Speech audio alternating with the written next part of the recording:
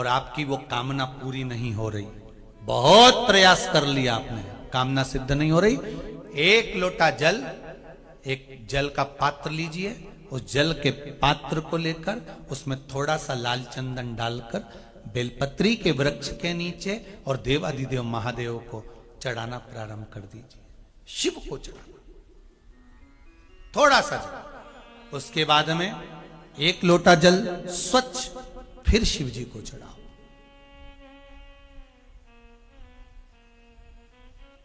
प्रयास करो बेलपत्री मिले, उस बेलपत्री पर लाल चंदन तीनों पत्तियों पर लगाकर लाल चंदन बेलपत्री के वृक्ष के नीचे समर्पित कर कर उसी बेलपत्री के वृक्ष के नीचे का बेलपत्र वापिस लेकर श्री शिवाय नमस्तुभ्यं बोलकर आपकी कामना कहकर भगवान शिव पर अघोरेश्वर महादेव का नाम लेकर आप चढ़ाना प्रारंभ करिए। बाबा आपका कार्य 3 महीने के अंदर पूर्ण कर देगा, सफलता देगा। शिव जी का एक नाम है अघोर।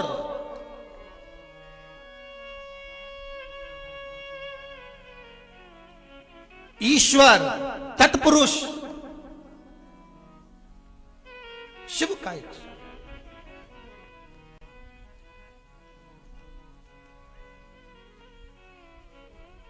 अभी अपने बीच में कुबेरेश्वर महादेव मंदिर से, कुबेरेश्वर धाम सीहोर से एक क्रम चालू करा था, आप लोगों ने करा था, बेलपत्र का वृक्ष लगाओ। किस किसने लगाया था? हाथ उठाओ जरा। लगाया सबने? अरे बहुत बढ़िया, रख लो वापिस रख लो, बहुत बढ़िया, धन्यवाद आपको। लगाना। अगर हमने वृक्ष लगाया है, बेलपत्र का वृक्ष रोपित करा है, या कहीं बेलपत्र का वृक्ष है उसके नीचे भी अगर हमने बेलपत्र समर्पित कर कर भगवान शिव का घोर नाम लेकर अगर बेलपत्र को ले जाकर शिव को समर्पित करा है तो उसका कार्य सिद्ध होता ही है। करके देखिए, भगवान शिव से निवेदन करके।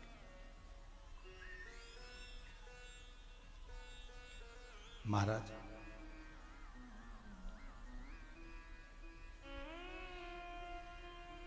भगवान शिव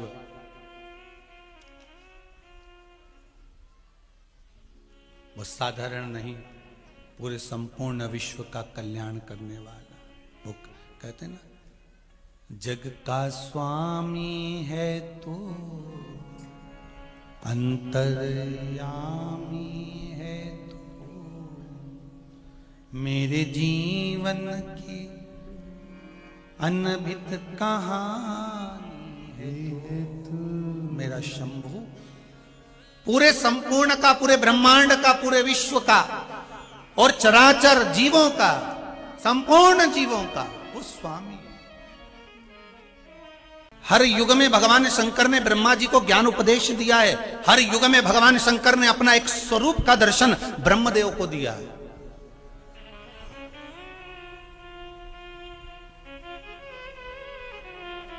प्रत्येक युग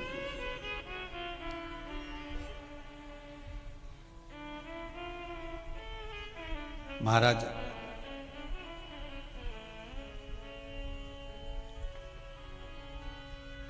भगवान शिव के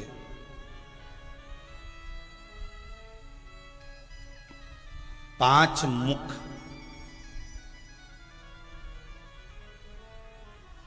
महाराज,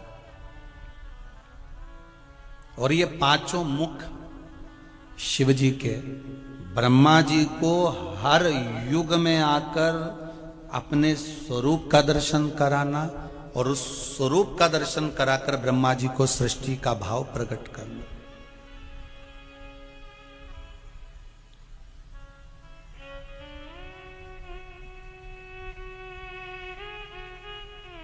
महाराज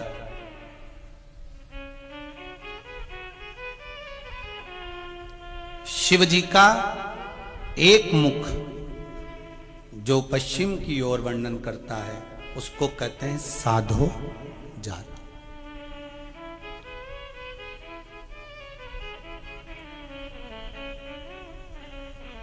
ये भगवान के बालक भाव को दर्शा देता है, भगवान के निर्मल भाव को दर्शा देता है, साधो जात। दूसरा जो उत्तर की ओर भगवान का मुख है उसको वामदेव कहते हैं। ये विकारों का नाश कर देता। तीसरा, दक्षिण की ओर जो मुख भगवान का है उसको अघोर कहा गया। अघोर ये सिद्धि प्रदान करने वाला। महाराज, जो पूर्व की ओर भगवान का मुख है, जो भगवान नित्य स्मरण की ओर, देखो एक अघोर रूप भगवान शिव ने जो लिया था ब्रह्मा जी के सामने, ब्रह्मा जी को जो वर्णन किया था कि इस रूप का दर्शन ब्रह्मदेव तुम करो और फिर सृष्टि का निर्माण करो, वो अघोर रूप कोई साधारण नहीं था, सिद्धता का सुख प्रदान करने वाला।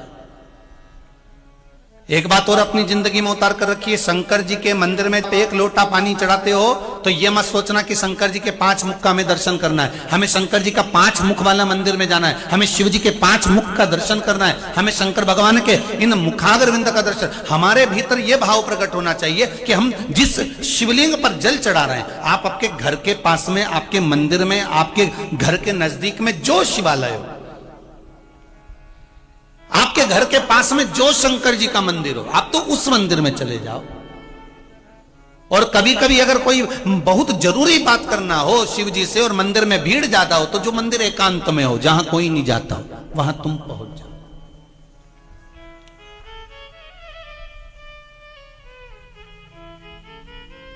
उसके लिए भी लिखा है किसी ने, बड़ी बड़ी सुंदर बात लिखी उसमें।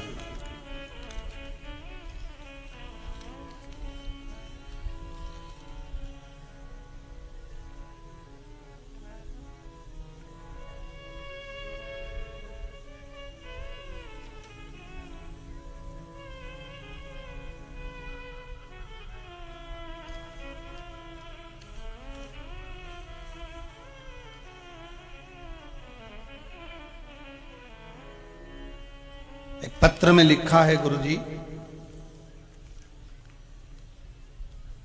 श्रीमती विनीता संतोष जी चौरसिया, चौरई जिला छिंदवाड़ा मध्य प्रदेश से।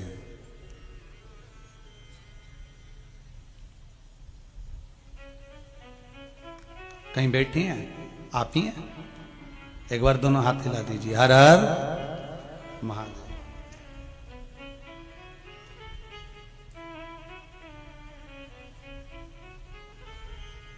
आपने लिखा है गुरुदेव, आपने कहा था कि जब कभी मौका मिल जाए तो एकांत में जाकर शंकर जी के मंदिर में कुछ दिल से कह दिया करो। आपने पत्र में लिखा है। तो गुरुदेव, मैंने एक बार भगवान शिव से जाकर एकांत में, पशुपति व्रत भी मेरे चल रहे थे और एक एकांत के मंदिर में पहुंची और शिव जी से जाकर मैंने प्रार्थना करी। गुरुदेव, उस प्रार्थना का फल ये मिला कि मेरे बेटे की नौकरी नहीं थी, पर जैसे ही बाबा को प्रार्थना कर कर मेरे पशुपति व्रत हुए और बेटे की नौकरी लग गई। आप ही ने लिखा है ना ये? दोनों हाथ हिला दो एक बार। हर हर महादेव। बैठिए बैठिए बैठिए। मेरे बेटे की नौकरी लग गई। फिर कहेंगे कभी, जहां मेरा ओघड़दानी, मेरा शंभू, जहां मेरा शंकर, जहां आपको मिल जाए और जहां मेरा शिव मिल जाए और एकांत में मिल जाए, हम तो यहां तक कहेंगे, तुम 4 व्हीलर गाड़ी से कहीं जा रहे हो, आपके मार्ग में कहीं शंकर का ओटला दिख जाए, कहीं शिव मंदिर मिल जाए और भगवान शंकर अकेले मिले हुए हैं जहां कोई नहीं, ओ घड़ी बैठा मेरा शंभू।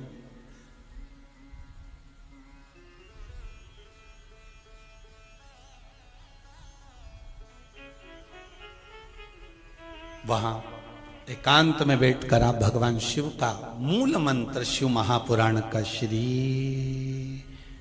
सभी लोग बोलेंगे श्री शिवाय नमस्तुभ्यं, श्री शिवाय नमस्तुभ्यं, श्री शिवाय नमस्तुभ्यं।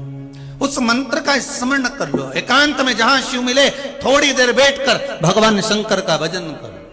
अपने दिल की बात शंभू से कहो। वो एक गाने में एक लाइन है ना, उसको याद कर लिया करो। आ बैठ मेरे पास तुझे देखता रहूं, ना मैं कुछ कहूं ना तुम कुछ कहो। बस उतना अंदाजा लगा लो। हमें मंदिर में गए, बाबा अकेले मिल गए, बस शंकर जी को निहार लिया।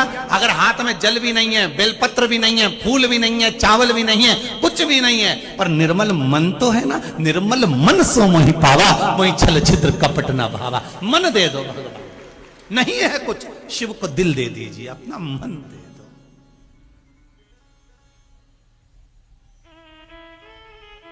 भगवान को अपना हृदय दे दो।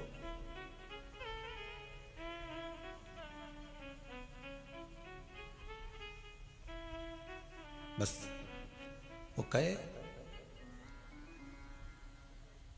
तूने ऐसा डमरू बजाया, तूने ऐसा डमरू बजाया, मेरा दिल हर लिया। ओ भोलेनाथ ये क्या कर दिया। ओ भोलेनाथ, ओ भोलेनाथ। भगवान से जाकर बस मन दे दो, हृदय दो। कुछ देना है भगवान को तो अपना हृदय। नहीं है कुछ, एकांत में हो, आप जा रहे हो गाड़ी से, आप जा रहे हो मोटरसाइकिल से, आप जा रहे हो पैदल, शिव जी का मंदिर दिख गया, अंदर दरवाजा बंद है, मंदिर के अंदर भी नहीं जा सकते, शिखर का दर्शन हो रहा है, तो शिखर देख कर भी शंकर के आगे हाथ जोड़ कर कह देना, बाबा आज आपके शिखर का दर्शन हो गया। शिखर दर्शनम सर्व पाप नाशनम। आज मेरे पाप मिट गए, इसलिए मुझे शिखर का दर्शन। आज मेरे कष्ट मिट गए, आज मेरे रोग मिट गए, इसलिए मुझे शिखर का दर्शन हुआ। बहुत महाराज, पूर्व का मुख तत्पुरुष कहलाया। महाराज जो अपनी आत्मा का सुख प्रदान करने, और महाराज ऊर्ध्व मुख ईशान कहलाया। ऐसे जो भगवान शंकर के जो 5 मुख हैं, ये पंचानंद भगवान शिव को जो कहा जाता है, इनके जो नेत्र हैं, 5 जगह से नेत्र से केवल 3 या 5 नेत्र से देवाधिदेव महादेव नहीं देख रहे हैं। एक मुख पर 3 नेत्र हैं, तो 5 मुख पर 15 नेत्र हैं। 15 नेत्र से अगर भगवान निहार रहे हैं, 15 नेत्र से मेरा शंभु अगर देख रहा है, 15 नेत्र से मेरा ओघड़दानी अगर आपके सम्मुख में है, तो जरा विचार करिएगा कि 15 नेत्रों से देखकर हमारे कितने कितने विकारों को वो नष्ट भी कर रहा है, तो हमको सुख का भान भी कराते जा रहा है, हमको आनंद की अनुभूति भी कराते जा रहा है।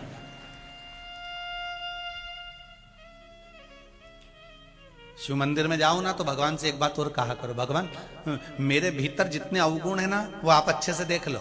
मैं कितनी झूठ बोलती हूँ, कितना पाप करती हूँ, कितनी निंदा करती हूँ, कितना कपट। भगवान से कह दो मेरे अवगुण तुम गिन लो।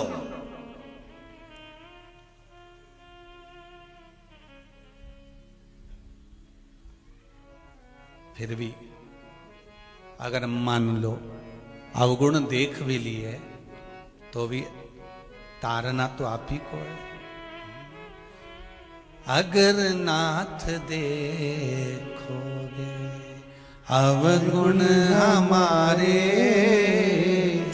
अगर नाथ देखोगे अवगुण हमारे,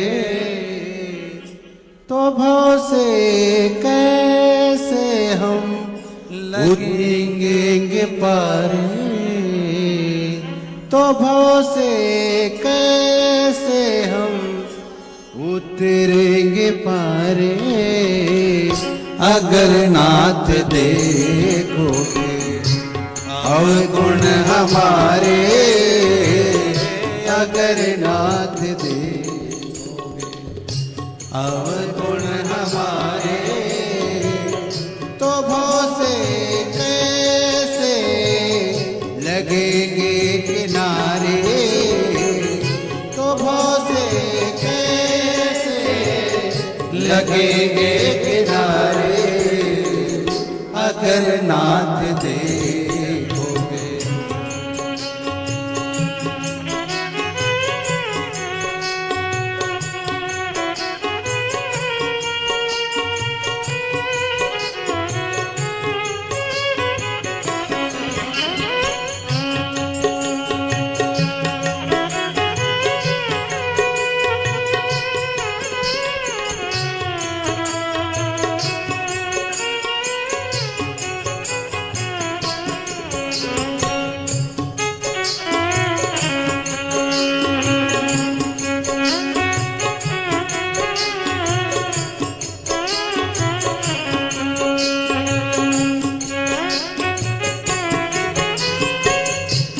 हमारे लिए क्यों देर लगाई, हमारे लिए क्यों देर लगाई, हमारे लिए क्यों देर लगाई, हमारे लिए क्यों देर लगाई। गना अनामिक जामिल को, गना के अजामिल को उतारेंगे परे अगर नाथ देखोगे। अवगुण हमारे अगर नाथ देखोगे, अवगुण हमारे अगर नाथ अवगुण हमारे अगर नाथ दे। हे शंभु, हे त्रिकालदर्शी, हे कैलाशी, हे अविनाशी, अगर हमारे अवगुण आप देख लीजिए, इसमें बहुत बहुत कुछ भरा हुआ। शंभु, हम तो अवगुणों की खान हैं, पर दया की खान तो आप ही हो, कृपा की खान तो आप ही हो, करुणा की खान तो आप ही हो। भगवान से कह सकते। देखिए कितने युगों में ब्रह्मा जी ने, हर युग में ब्रह्मा जी को भगवान शंकर ने दर्शन दिया। एक एक युग में आकर एक एक दर्शन को दिया और कहा ब्रह्मदेव सृष्टि की रचना करो। भगवान करें, भगवान ब्रह्मदेव सृष्टि की रचना। जब अघोर रूप भगवान शंकर ने रखा था, तब पूरा शरीर पर काले ही काले रूप का धारण करा कृष्ण स्वरूप।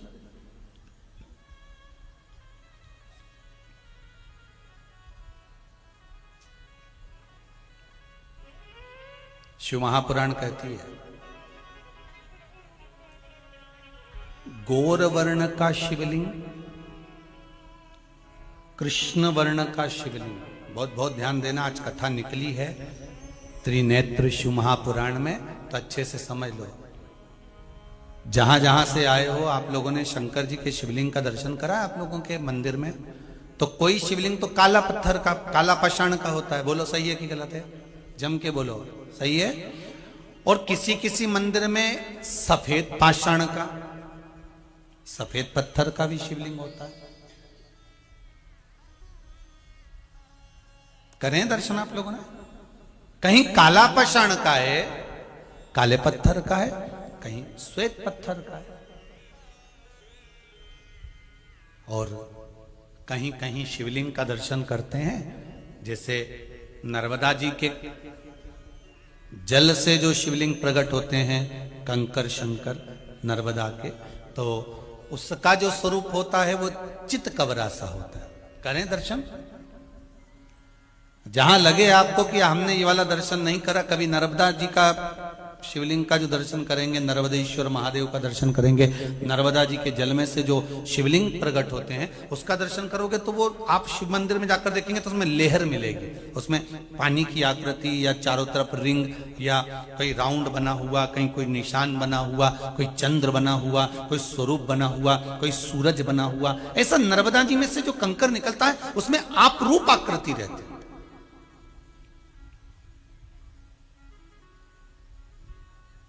कोई शिवलिंग काले पाषाण का है, आप दर्शन करेंगे तो उसमें प्राप्त होगा। हमारे जितने भी 12 ज्योतिर्लिंग में जाकर आप शंकर जी का दर्शन करेंगे, सारे शिवलिंग का स्वरूप कौन से कलर का है? काला, कृष्ण वर्ण का। महाकाल दादा को देख लो, मल्लिकार्जुन दादा को देख लो, चाहे विश्वनाथ दादा को देख लो, चाहे आप त्र्यंबक दादा को देख लो, चाहे आप जहां मर्जी पड़े वैद्यनाथ दादा को देख लो, नागेश्वर दादा को देख लो, आप जहां देखोगे ना दादा को, वो दादा आपको उसी स्वरूप में मिलने वाले।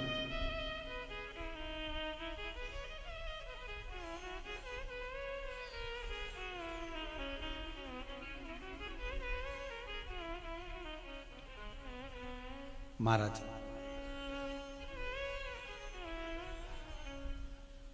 केवल 2 शिवलिंग है जो काले पारत के नहीं दिखते, काले पाषाण के नहीं दिखते। एक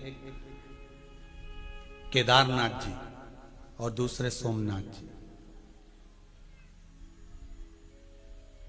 सोमनाथ जी तो आप लोगों को ज्ञात भी होगा, आप लोगों ने, हमारे तो शिक्षा में हम लोग पढ़ने में आता था, तो आप लोगों ने भी पढ़ा होगा कि कुछ उपद्रवियों ने आक्रमण करा था और शिवलिंग को ले गए थे और सब करा, तो वो निर्माण फिर बाद में किया गया। इसलिए शिवलिंग का सुनी तो था काला ही, पाषाण वही था। और केदारेश्वर बाबा का जो शिवलिंग है वो काला पाषाण नहीं, वो तो एक स्फटिक की तरह, एक सुंदर नग की तरह चमकदार स्वरूप बाबा का है, सोने जैसी चमक।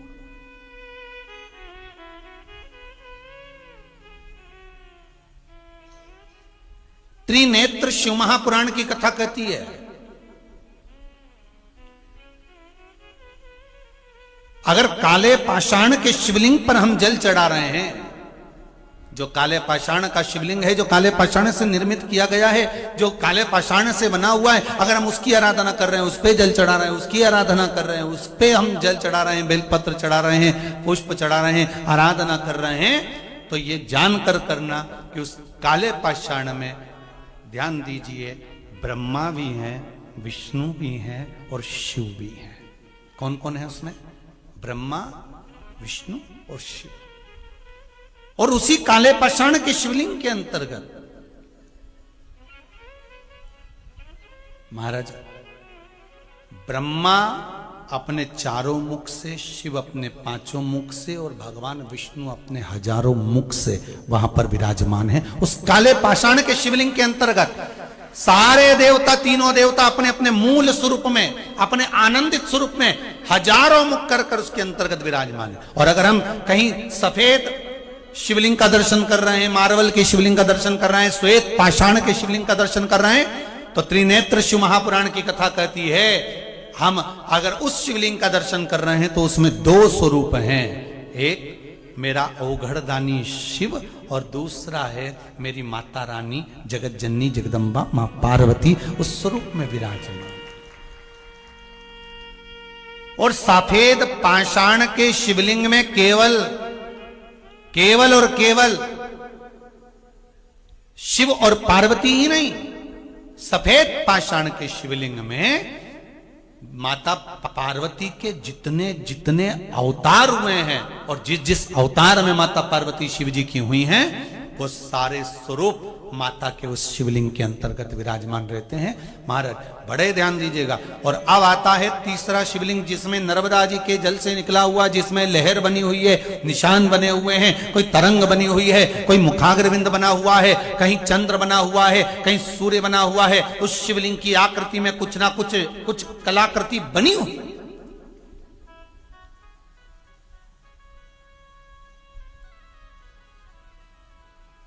नर्मदा के उस शिवलिंग का वर्णन। और माई नर्मदे हर, कोई नर्मदा कोई साधारण है क्या? जिसमें से एक पाषाण अगर प्रकट हो रहा है, एक शिवलिंग अगर प्रकट हो रहा है, तो शिवलिंग का वर्णन किया गया, कहा इसमें शिव है, इसमें पार्वती है और इसमें भगवान शंकर के 13 की 13 बच्चे विराजमान हैं। ये वो शिवलिंग है नर्मदा का, वो शिव।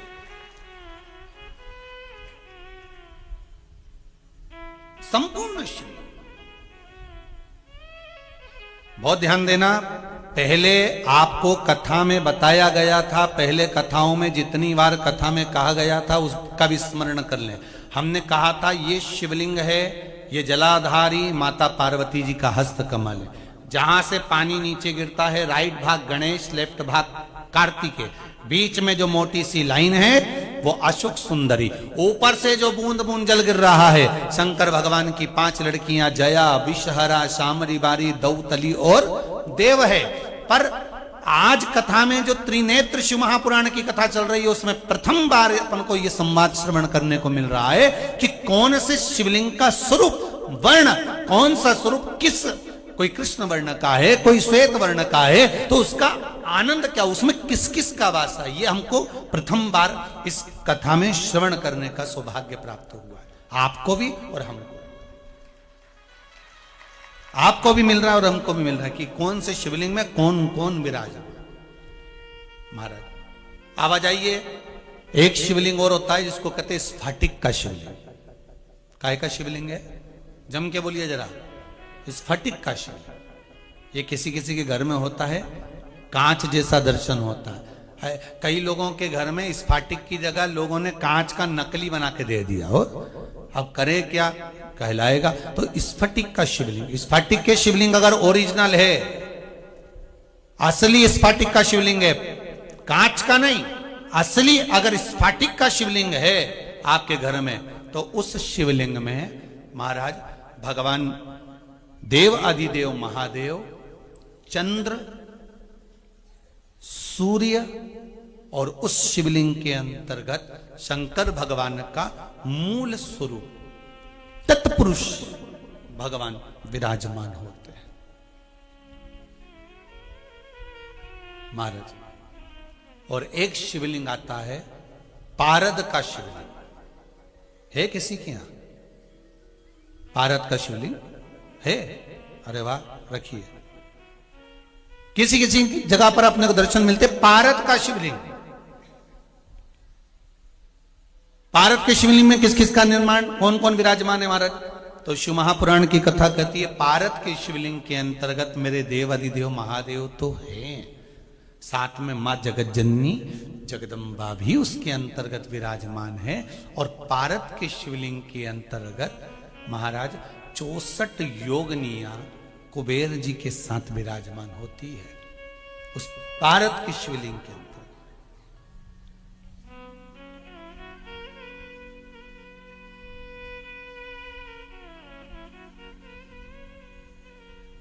कभी आप मथुरा जाएं तो मथुरा की जन्मस्थली पर, जहां पर बिरला जी मंदिर बनाए हैं बड़ा सारा, राधा कृष्ण सरकार वहां पर विराजमान है, उस मंदिर के अंदर ऊपर चढ़कर जाएंगे तो वहां पर आपको पारद के शिवलिंग का दर्शन होगा। वहां उस, और कभी आप जम्मू जाएं तो वहां भी पारद के शिवलिंग का दर्शन होगा। अब आजकल तो कई मंदिर ऐसे भी हैं, हमारे इंदौर नगर में भी हैं, जहां पारद के शिवलिंग का दर्शन हो सकता है। इन शिवलिंग का स्मरण हम कर रहे हैं। अब कई लोगों को यह ज्ञात नहीं है कि कौन से शिवलिंग पर क्या चढ़ा दिया जाए कि उसका फल हमको 4 गुना मिल जाए। हम चढ़ाते जरूर हैं, आप भोजन करते जरूर हो, पर कोई डॉक्टर के पास जाओगे, डॉक्टर साहब से कहोगे डॉक्टर साहब मेरी आंखों से कम दिख रहा है, मेरी आंखों से नजर नहीं आ रहा है, मेरी आंखों में जाला पड़ रहा है, मेरी आंखों से कम कम दिखे, क्या करना चाहिए? तो डॉक्टर साहब बोलेंगे एक काम करो, तुम थोड़ा सा गाजर खाना चालू करो। अब तुम रोटी तो खाते थे, सलाद भी खाते थे, पर डॉक्टर ने कहा गाजर खा। अब तुमने गाजर खाना प्रारंभ करा, गाजर खाना प्रारंभ करा तो आंखों की ज्योति बढ़ना प्रारंभ हुई। तो कोई अगर तुम्हें कोई मार्ग बताए कि भाई भोजन तो कर रहे हो, रोज कर रहे हो, पर किस पदार्थ से हमारे शरीर को क्या लाभ मिलता है, ये कोई ज्ञानी कोई डॉक्टर बता सकता है, कोई गुरुजन बता सकता है।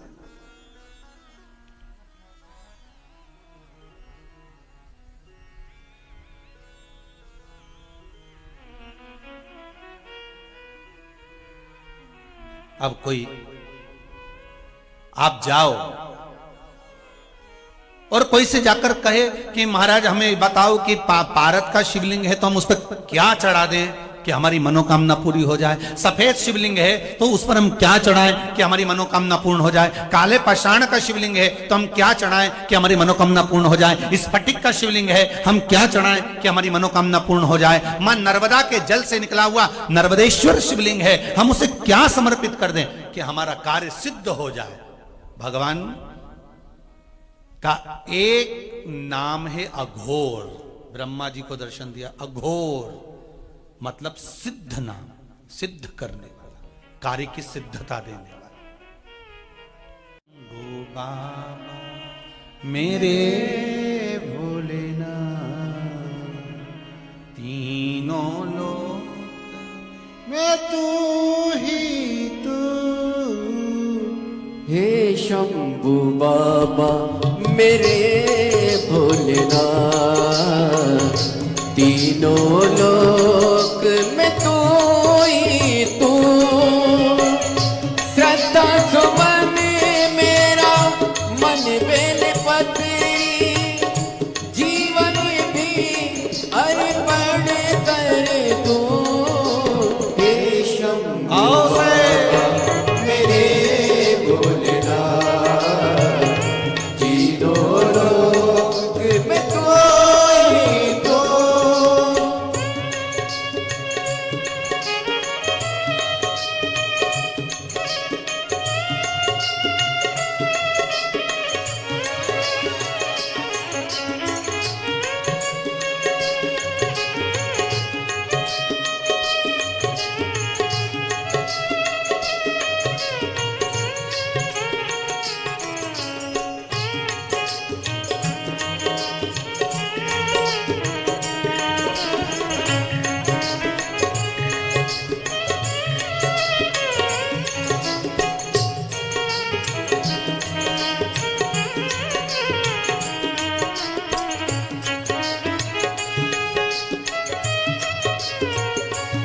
जग का स्वामी है तू, अंतर्यामी है तू। जग का स्वामी है तू, अंतर्यामी है तू। मेरे जीवन की अनमित कहानी है तू, मेरे जीवन की अनमित कहानी है तू। तेरी शक्ति अपार, तेरा पावन है द्वार। तेरी शक्ति अपार, तेरा पावन है द्वार। तेरी पूजा ही मेरा जीवन आधार। तेरी पूजा ही मेरा जीवन आधार।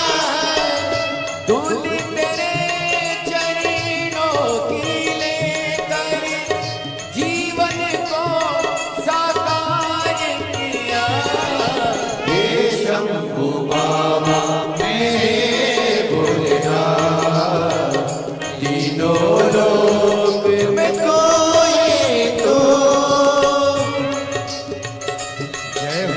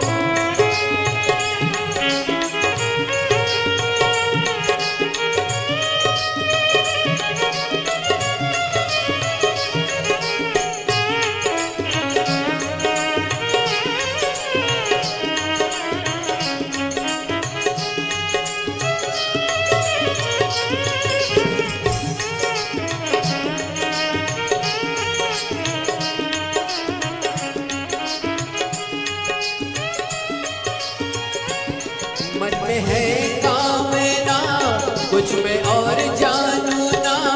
मन में है कामना, कुछ मैं और जानू ना। जिंदगी भर करूं तेरी आराधना, जिंदगी भर करूं तेरी आराधना। सुख पहचान दे तू मुझे ज्ञान दे, सुख पहचान दे तू मुझे ज्ञान दे। प्रेम सबसे करूं ऐसा वरदान दे, प्रेम सबसे करूं ऐसा वरदान दे। तूने दिया भले निर्बल को, अज्ञानी को ज्ञान दिया। हे शंभु बाबा मेरे भोलेनाथ, तीनों लोक में कोई तो। हे शंभु बाबा मेरे भोलेनाथ, तीनों लोक में कोई तो। श्रद्धा सुमन मेरा मन बेल पत्री, जीवन भी अर्पण कर दूं। हे शंभु बाबा मेरे भोलेनाथ, तीनों लोक में कोई तो। हे शंभु बाबा मेरे भोलेनाथ, तीनों लोक में कोई तो। हर हर महादेव। हे शंभु, हे त्रिकालदर्शी, हे कैलाशी, हे अविनाशी, हमारी चित्त वृत्ति के भाव को आपको मैं समर्पित कर भगवान से निवेदन करना। भगवान शिव ओघड़दानी, त्रिकालदर्शी, कैलाशी, अविनाशी। शिव कह रहे हैं, शंकर की कथा कर रही है, ओगड़दानी, त्रिकालदर्शी, कैलाशी का चरित्र कह रहा है कि आप जिस शिवलिंग में पूजन करने के लिए जा रहे हो, जिस शिवलिंग का आप आराधना करने जा रहे हो, उसका स्मरण आपकी चित्तवृत्ति में होना चाहिए कि हम किस शिवलिंग में पूजन कर रहे हैं और वहां जल चढ़ाने पर हमें किस किस चीज की प्राप्ति हो, हमें क्या क्या मिल रहा है, हमें क्या क्या प्राप्त हो। तो काले पाषाण के शिवलिंग में कौन कौन है, जरा जम के बोलिए। ध्यान आया कि नहीं आया? कौन कौन है उसमें? ब्रह्मा, विष्णु और शिव। सफेद पाषाण के शिवलिंग में कौन कौन है? शिव, चंद्र, सूर्य और मां जगत जननी,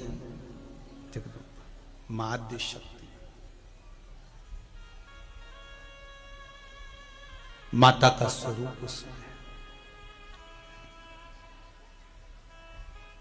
नर्मदा जी के शिवलिंग में कौन कौन है? संपूर्ण शिव जी का परिवार, संपूर्ण।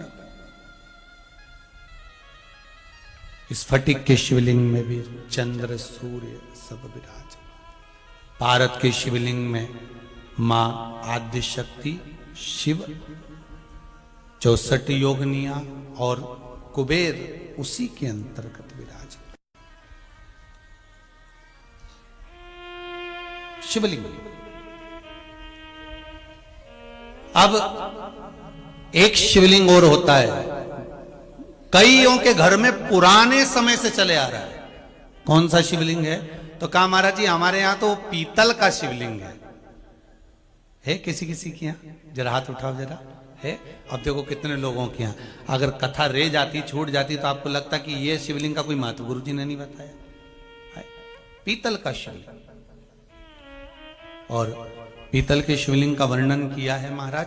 उस शिवलिंग के अंतर्गत भगवान देवादिदेव महादेव स्वयं नवग्रह देवता के साथ में, धातु के जितने शिवलिंग होते हैं, धातु के जो भी शिवलिंग हो, चांदी का, सोने का, आदि जितने शिवलिंग धातु के होंगे, सारे शिवलिंग के अंतर्गत भगवान शंकर नवग्रह देव के साथ में, उनकी अर्धांगिनियों के साथ में, उनके कुल के साथ में विराजमान होते हैं। हमारे जो पुराने लोग हैं ना, पुराने जो घर के बुजुर्ग लोग हैं, जो पुराना शिवलिंग रखते थे पीतल का, कोई ऐसे ही नहीं रख देते थे कि आप लोगों में, आप लोग तो सोचे कि नहीं साहब हमारा पीतल का शिवलिंग है, हम तो इसको हटा देंगे, ना पारद का शिवलिंग या पत्थर का शिवलिंग या पाषाण का शिवलिंग या स्फटिक का शिवलिंग लेकर आएंगे। तो ये बात तब छोड़ दो। आपके घर में जो शिवलिंग है, आपके घर में जो शिवलिंग विराजमान है, आप तो उसकी आराधना करो। ब्रह्मदेव से कहकर भगवान शंकर ने सृष्टि खंड को आगे बढ़ाया, सृष्टि की रचना करना प्रारंभ करा। जब ब्रह्मा जी सृष्टि की रचना करने के लिए प्रारंभ हुए, तब देवता इतने प्रसन्न हुए कि ब्रह्मा जी और भगवान शंकर का गुणगान गाने लगे। जैसे ही गुणगान करने लगे तो भगवान शंकर के जो आनंद भाव में रहने वाले गंधर्व थे, जो भगवान शिव की भक्ति का आनंद सुख प्रदान करते थे, वही तुमरुका जी आज शंकर भगवान के भजन का नाद कर रहे। शिव जी के 5 मुखों का वर्णन तुमरुका जी ने करना प्रारंभ करा। बहुत ध्यान देना महाराज इस कथा को। सारे मंदिरों में शिव जी के साथ में माता पार्वती है, केवल एक काशी के विश्वनाथ, जिनके मंदिर में पार्वती जी की जगह, पार्वती जी के सम्मुख में मां अन्नपूर्णा है। कौन सी माता है? अन्नपूर्णा।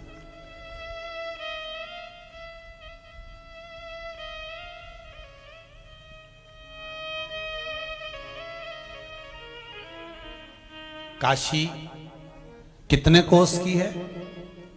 पहले कथाओं में कहा है। काशी कितने कोस की है? जम के बोलो जरा। 5 कोस की। काशी कितने कोस की? 5 कोस की काशी, जहां पर भगवान शंकर अन्नपूर्णा के साथ विराजमान है।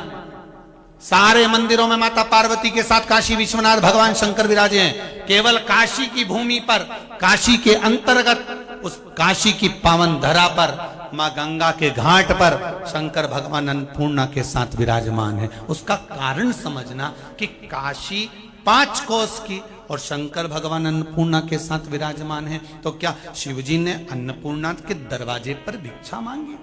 अन्नपूर्णे सदा पूर्णे, हे मां। अन्नपूर्णा जी से भिक्षा मांगी। पर शिव महापुराण की कथा कहती है, अगर अन्नपूर्णा माता ने शंकर भगवान को भिक्षा प्रदान करी है, तो शंकर भगवान ने भी माता अन्नपूर्णा को ज्ञान की भिक्षा प्रदान करी है कि लो हम तुम्हें ज्ञान की भिक्षा देते हैं। तुम अन्न की भिक्षा दे रही हो, हम तुम्हें ज्ञान की भिक्षा देते हैं। वो कौन सा ज्ञान था जो माता अन्नपूर्णा को शंकर भगवान ने काशी में दिया था? माता अन्नपूर्णा को मेरे देव अधिदेव महादेव जब मां पूर्णा भिक्षा का दान दे रही हैं, तब भगवान शंकर उनको ज्ञान का दान दे रहे हैं। वो कौन सी भिक्षा थी?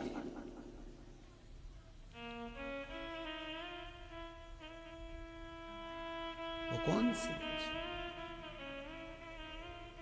अन्नपूर्णे सदा पूर्णे शंकर प्राणवल्लभे, हे मां, हे मां।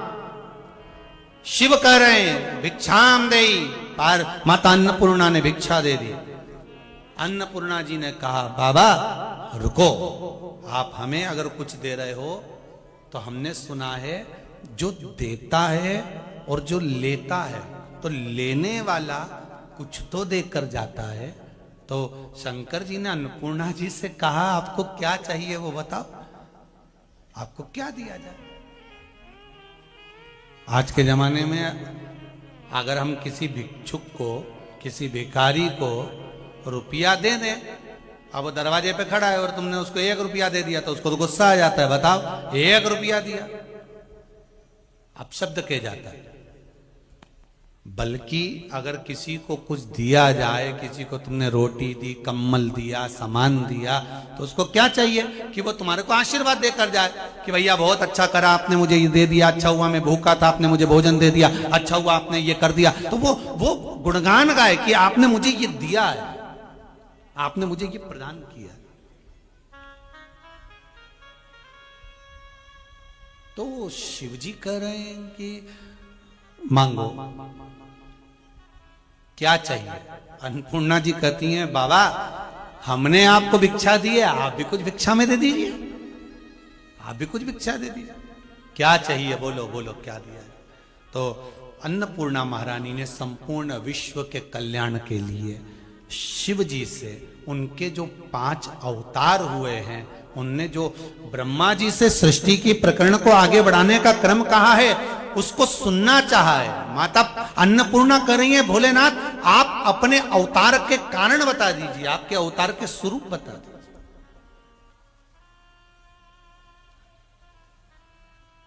हमारे हिंदू धर्म में एक नियम रहा है पहले से, माताएं जब पूजन करने बैठती है ना, कोई सभी करवा चौथ का व्रत करती है, तीज का व्रत करती है, दूज का व्रत करती है, छठ का व्रत करती है, सप्तमी का, अष्टमी का, जो भी व्रत माताएं करती हैं, जब माताएं व्रत करती हैं तो 2-4 मोहल्ले की माता उनके साथ बैठकर उसकी कहानी पढ़ती है। बोलो सही है कि गलत है? कहानी बोलती हैं कि कहानी बोलो। जैसे चतुर्थी का व्रत करा तो एक बहू ने कहानी बोली, एक सास ने कहानी बोली, कहानी बोलती है।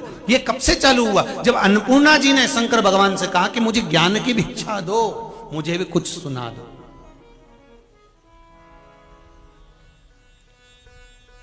मुझे भी कुछ, जैसे पार्वती जी ने शिव जी से कहा था भोलेनाथ सुना दो वही कथा जिसे सुनकर मैं भी अमर हो। हे शंकर, हे शंकर, ऐसी कथा मुझे भी सुना दो जिस कथा को सुना था मीरा ने, जिस कथा को सुना था मीरा ने, भोलेनाथ सुना दो ऐसी कथा जिसे मैं भी सुन के अमर हो। शंभु वो कथा में भी सुनना चाहती, वो मैं भी श्रवण करना चाहती। भगवान शंकर अन्नपूर्णा को अपने 5 मुख की कथा कर रहे हैं। शिव जी प्रसन्न हो गए, अन्नपूर्णा मेरा वर है तुझे, प्रत्येक घर में, रसोई घर के अंदर तू सदा विराजमान रहेगी, प्रत्येक घर में तू विराजमान रहेगी। बहुत ध्यान देना इस कथा पर। शिव जी अन्नपूर्णा से करें तुमने मुझे भिक्षा का दान दी, मैंने तुम्हें ज्ञान का दान दिया। और सुनो अन्नपूर्णा, प्रत्येक घर में तुम रसोई घर में सदा विराजमान रहोगी। अन्नपूर्णा रसोई घर में अन्नपूर्णा जी कह रही हैं कि मुझे स्थान क्यों दे रहे हो, रसोई घर में ही मुझे स्थान क्यों दिया। अन्नपूर्णा महारानी को रसोई घर में स्थान क्यों दिया? तब शंकर भगवान ने कहा अन्नपूर्णा जहां पर रस का भंडार होगा, पूरे परिवार के लिए जहां भोजन का निर्माण होगा, तू वहां पर बैठी रहेगी। तो जो ज्ञान मैंने तुझे दिया तू उस भोजन में वो ज्ञान प्रदान करेगी। जितने लोग ग्रहण करेंगे उनकी बुद्धि संवर जाएगी। जहां से निर्माण हुआ वहीं से बुद्धि संवार दी जाए। जहां से निर्माण हुआ है वहीं से बुद्धि को संवारा जाए। अन्नपूर्णा प्रसन्न हो गई। अन्नपूर्णा जी के हृदय में सुख समाहित हो गया। अन्नपूर्णा जी के हृदय में आनंद समाहित हो गया। ये प्रसंग को तुमरुका जी ने देवलोक में गा दिया। ध्यान दीजिए, यही 5 मुख के प्रसंग को तुमरुका जी ने देवलोक में गाया। और जो तुमरुका जी ने गाना चालू करा ते में तो देव ऋषि नारद का आगमन हो गया।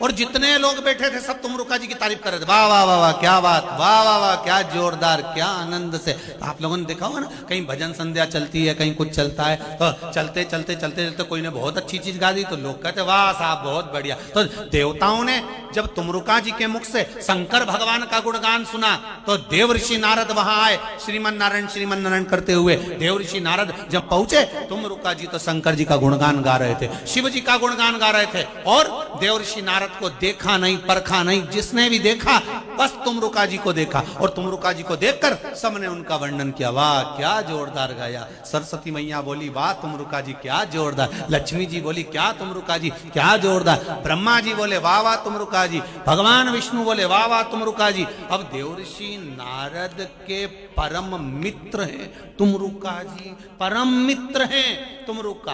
पर देवऋषि नारद को भी हृदय में थोड़ी सी क्या हो गई, बोलो तो,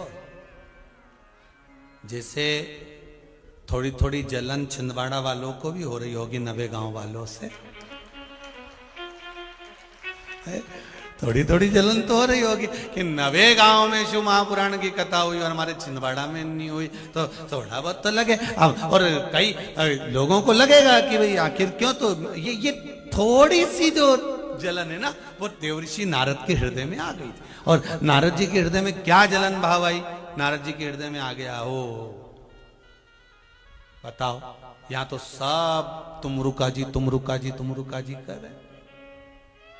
अब देखो, नारद जी भी भजन गाने वाले, तुमरुका जी भी भजन गाने वाले, नारद जी भी गायन करने वाले, तुमरुका जी भी गायन करने वाले, नारद जी भी स्वर सम्राट और तुमरुका जी भी स्वर सम्राट। अब दिक्कत क्या हो गई कि इनका यश क्यों फैल गया, तो नारद जी का हृदय जल गया।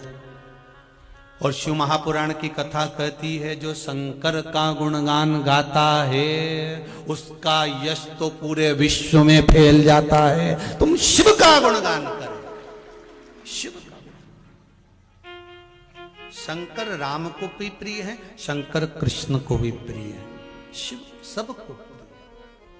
जो भोला भाला व्यक्ति होता है ना, एकदम सीधा साधा, वो सबको प्रिय लगता है, एकदम सीधा।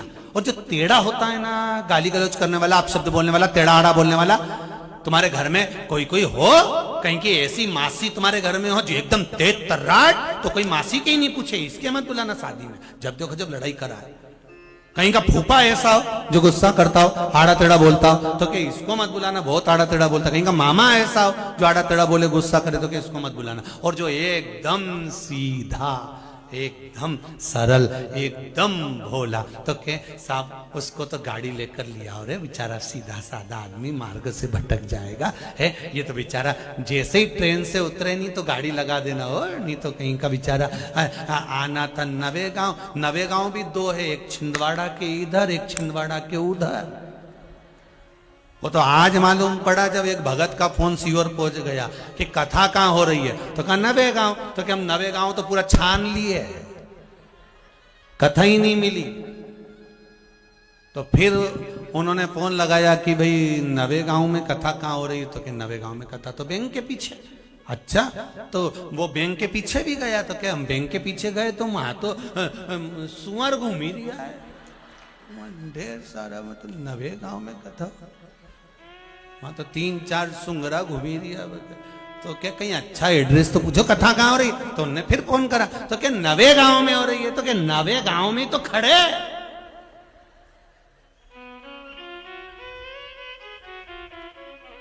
तब फिर एक कार्यकर्ता से पूछा तो उनने बताया साहब स्टेशन वाला नवे गांव, उस नवे गांव में स्टेशन नहीं है, इस नवे गांव में स्टेशन है। तो फिर समझ में आया, तो वो कि हम तो बताओ 70 किलोमीटर दूर आ गए।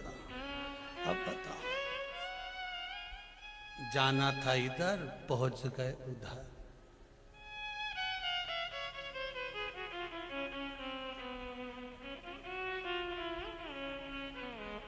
अच्छा, तुम लोगों को मिल गया था नवे गांव, तुम लोग ज्यादा समझदार हो। अब वो बेचारा भोला सीधा साधा, है? वो तो बेचारा सीधा साधा था। तो जो सीधा होता है, एकदम सरल, एकदम सहज, तो कहा साहब उसको लेकर आ जाओ, वो बिल्कुल सीधा है, उसको लाइए हैं। और जो एकदम तेज तर्राट, नहीं, वो तो स्टेशन पे उतरते से ही फोन लगा के बोले क्यों रे गाड़ी नहीं लाया, तो समझ लो तेज है। और जो स्टेशन से उतर के भी पूछ ले क्यों रे भेरू का मकान कौन सा है, तो घर पूछते पूछते पहुंच गया। किसी को परेशान नहीं किया, किसी को कष्ट नहीं दिया, किसी को कुछ नहीं, चले जाना। अब तुमरुका जी शंकर जी का भजन कर रहे थे, देव ऋषि नारद के हृदय में थोड़ा सा ग्लानि हो गई, थोड़ी सी ईर्ष्या। और ये ईर्ष्या केवल नारद जी को नहीं होती, संसार में आप कोई कार्य कर रहे हो, आपने कपड़े की दुकान खोली, आपने पान की दुकान खोली, आपने कहीं नौकरी करी, आपने कहीं सर्विस करी, आपने कहीं बिजनेस करा, आपने कहीं भजन करा, आपने कहीं कीर्तन करा, आपने कहीं कथा करी, आपने कहीं राम नाम लिया, आपने कहीं कृष्ण नाम लिया, तो जो बाकी के होंगे ना, देव ऋषि नारद और तुमरुका समझ लो, और देव ऋषि नारद जैसे कोई होंगे तो उनका हृदय थोड़ा जलेगा। बताओ, इसका चल रहा है, इसकी सत्ता चल रही, इसको लोग सुन रहे, हमें क्यों नहीं सुन रहे? हमारे को तो इससे अच्छा आता, इसको तो ज्यादा ज्ञान भी नहीं, हमको तो पूरा ज्ञान, फिर हमारी क्यों नहीं चले? तो नारद जी को लगा मेरे को सारे स्वर आते हैं, सब कुछ आता है, फिर आखिर क्यों ऐसा हो रहा है? तो नारद जी को थोड़ी सी ईर्ष्या जाग गई। ईर्ष्या जागी, भगवान विष्णु के पास गए। भगवान विष्णु ने पूछा, नारद जी क्या बात है, आज तुम्हारा चेहरा उतरा हुआ है, तुम्हारे चेहरे पर चमक नहीं दिख रही, तुम्हारे चेहरे पर रौनक नहीं दिख रही। नारद जी बोले, अब हम क्या बताएं, बस अब बोल नहीं सकते, बस तो कुछ तो बोलो। नारद जी बोले, श्रीमन नारायण। तो भगवान विष्णु बोले, तो ये तो तुम रोज बोलते हो, कुछ अच्छे से तो बोलो। रोज बोलते हो उसका बोलना अलग है, और आज जो बोल रहे हो उसका बोलना अलग है। जब अंदर से ईर्ष्या जाग जाती है ना, कई माताएं शादी के बुलौए में जाती, माता पूजन में जाती, रिसेप्शन में जाती, जब अपने रिश्तेदार के यहाँ रिसेप्शन में जाती है और खुद की शादी से अच्छी शादी सामने वाले की दिखती है, तो उसमें सोच लेती है, हाँ हराम कारिया तो लुटा लिया। और तूने अपने छोरा छोरी की शादी में लुटाया तो तेरे यहां आराम का नहीं आया, पर दूसरे के यहां तो आराम का आ रहा तो लुटा। अब उसके यहां अगर उसकी बहुएं, उसके बेटे, उसकी बेटियां महिला संगीत में नाच ले, तो ये अंदर बैठी बैठी कोनी मार के कुड़ के देख तो ले जरा, देख ले जरा, सूरत तो मेंढकी जैसी और फुदक रही यो तो बोला।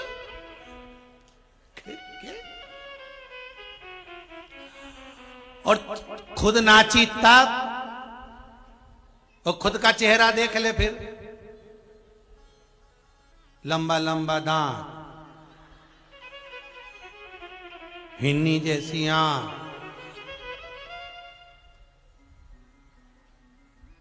और बाल का गुच्छा,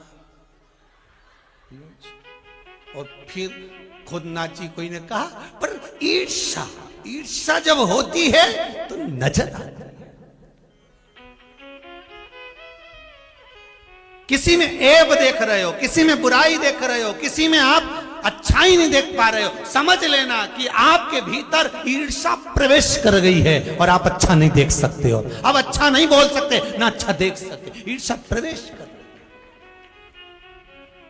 नारद, आपके चेहरे पर रौनक नहीं है, आज रंगत नहीं है, आपके चेहरे से आज अच्छा नहीं बोला जा रहा है। तुम देवऋषि नारद श्रीमन नारायण बोल जरूर रहे हो, तुम राम राम जरूर कर रहे हो, जय श्री कृष्णा जरूर कर रहे हो, हर हर महादेव जरूर कर रहे हो, नमः शिवाय जरूर कर रहे हो, पर तुम्हारे चेहरे से नजर आ रहा है कि तुम ईर्ष्या हो, तुम्हारे भीतर ईर्ष्या दिख रही। नारद जी बोले, अब क्या बताएं, सब लोग तुमरुका जी की तारीफ कर रहे हैं, हमारी तो कोई करता ही नहीं है। भगवान ने कहा, एक काम करो, पहले तुम जाके अच्छे से स्वर सीखो, संगीत सीखो, स्वर सीखो, संगीत। देवऋषि नारद ने कहा, आपको मालूम नहीं, मैं तो कुछ स्वर जानता हूं, सारे संगीत जानता हूं, ये दिख नहीं रही मेरे हाथ में बीणा ने करताल, बीणा करताल नहीं दिख रही। तो नारद जी से भगवान विष्णु ने कहा, ऐसी बीणा करताल तो ढेर सारी टंगी रहती है, किसी दुकान पे चले जाओ, ढोलक वाले की तो ढोलक ही ढोलक टंगी रहे, उससे के ढोलक बजा के बता, तो वो धप धप करे पर बजा के बताएगा।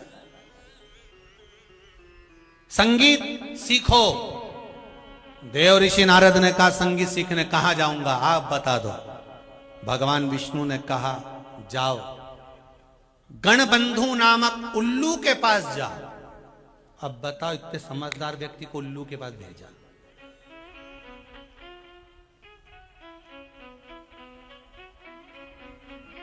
आज हम आशीष जी से कह रहे थे सवेरे जब हम पुराण पढ़ रहे थे तो हमने आशीष से कहा आशीष हमारी थोड़ी आदत में है किताबें जरा पढ़ते रहते हैं, कोई सी भी पुराण उसको निकाल लो और उसको पढ़ते रहो। तो आज जब हम नारद संहिता पढ़ रहे थे तो हमने आशीष जी से कहा आशीष सारी पुराणों को छान कर देखा पर दो चीजें बड़ी मुश्किल से मिल रही हैं। तो आशीष पूछा क्या क्या गुरुजी? हमने कहा देखो भगवान विष्णु के हाथ में जो गदा है उसका नाम मालूम है, सुदर्शन चक्र है उसका नाम मालूम है, पुष्प है उसका नाम मालूम है, पर हनुमान जी के हाथ में जो गदा रखी उसका नाम नहीं मिल रहा, और एक लक्ष्मी जी के पास जो उल्लू बैठा रहता उसका नाम नहीं मिल रहा। तुम्हें मिले ना तो हमको फोन करके बता देना कि लक्ष्मी जी के पास जो उल्लू है उसका नाम ये ही है। अपने घर के उल्लुओं का मत भेज देना रे। लक्ष्मी जी के पास जो उल्लू है उसका नाम चाहिए।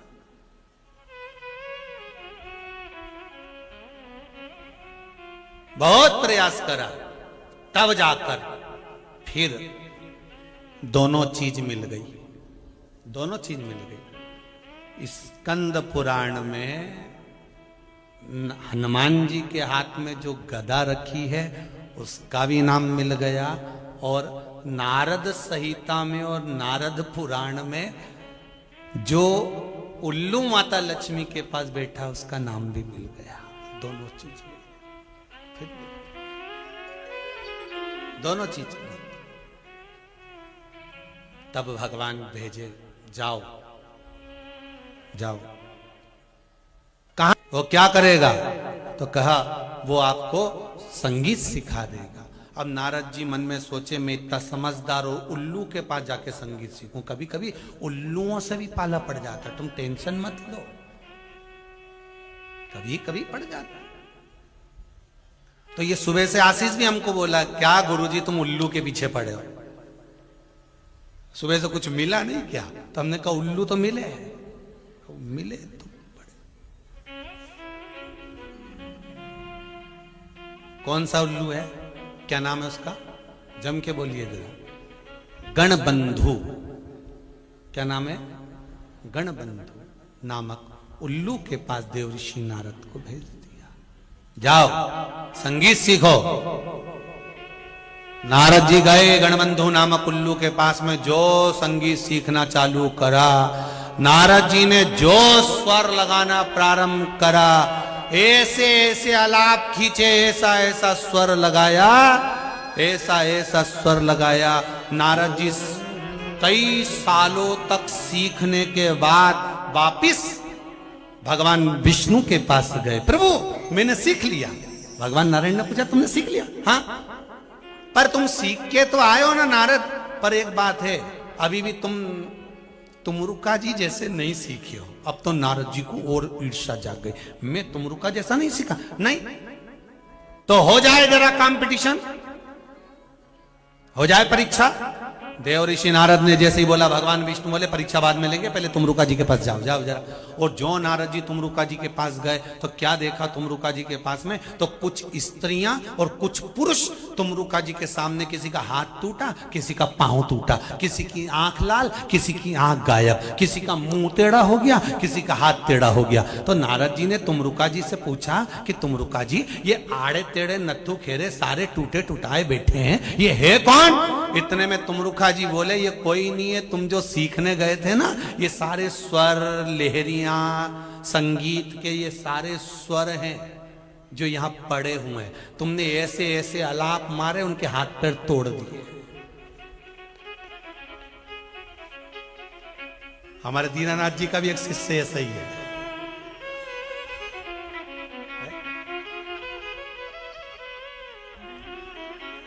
हमारे दीनानाथ जी का भी एक शिष्य ऐसा ही है, उन्हीं के गांव का, उन्हीं के पास। अब वो जो नारद जी ने गाने की विद्या सीखना चालू करो, जितने स्वर थे, जितने भी स्वर, जितने राग थे, स्वर थे, सब टूट फूट गए, सब तुमरुका जी के सामने खड़े। तो तुमरुका जी से नारद जी ने पूछा, तुमरुका जी ये कौन है? भगवान बोले, ये तुम जो गा के आए हो ना, सारे स्वर है और सारे राग है। नारद जी ने हाथ जोड़ लिए, तुमरुका जी ये बताओ कि मेरी गायन की विद्या फिर कौन सिखा सकता है? तुमरुका जी बोले, आप वापिस उस गणबंधु उल्लू के पास जाओ, वापिस जाओ और उसके चरणों में बैठकर, अब तुम उसे उल्लू मत समझना,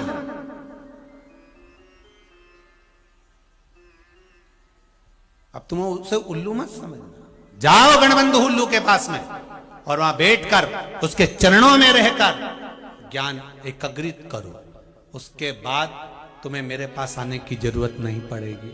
नारद जी जब गणबंधु उल्लू के पास पहुंचे, जब उसने जो ज्ञान दिया, अब नारद जी के अंदर का अहंकार, ईर्ष्या चली गई। बहुत ध्यान देना महाराज, कई लोगों के मन में ईर्ष्या जाग जाती है, इनसे अच्छा तो हम हैं, इनसे अच्छे तो हम हैं, इससे अच्छा तो हम बोल सकते हैं, इससे अच्छा तो हम गा सकते हैं, इससे अच्छा तो हम कर सकते हैं। ये ईर्ष्या जब त्याग दोगे तो तुम उल्लू से भी कुछ सीख कर आ सकते हो। गणबंधु उल्लू से नारद जी ने ज्ञान एकत्रित कर दिया। अंत में नारद जी ने कहा गणबंधु उल्लू से, बोलो तुम्हें क्या चाहिए? तुमने मुझे संगीत सिखाया है, अहंकार को तोड़कर, ईर्ष्या को निकालकर मैंने संगीत सीखा, अब बताओ क्या चाहिए? गणबंधु उल्लू ने कहा, मेरी उम्र बढ़ा दीजिए, मैं दिन भर भगवान का भजन करूं। उल्लू की उम्र बढ़ा दी। फिर कहा और कुछ मांग लो। तब नारद जी ने जब गणबंधु उल्लू से कहा, उल्लू ने कुछ नहीं मांगा। तब नारद जी ने कहा, हम तुम्हें वर देते हैं, अगला जन्म तुम्हारा गरुण का होगा, तुम उल्लू की योनि से छूटकर गरुण की योनि में आ जाओगे, हमारा वर है तुमको। जब ईर्ष्या चली जाती है, जब ईर्ष्या समाप्त हो जाती है, तब जो आनंद की अनुभूति होती है उसमें शिव तत्व प्राप्त हो जाता है। अब नारद जी का ईर्ष्या चली गई, नारद जी वापिस शंकर भगवान के पास में गए। शिव जी ब्रह्मा जी को अपने अर्धनारीश्वर स्वरूप का दर्शन करा रहे थे। अर्धनारीश्वर स्वरूप का दर्शन ब्रह्मा जी को करा रहे थे कि एक स्वरूप मेरा ये भी है, पुरुष आधा स्त्री का स्वरूप है मेरा। अर्धनारीश्वर भगवान का स्वरूप का जब दर्शन कराया गया, उस सुख का आनंद स्थापित हो गया। श्री हनुमान जी महाराज को स्वयं माता अंजना समझाती हैं, कैसरी बाबा समझाते हैं, श्री हनुमान जी महाराज समझ जाते हैं।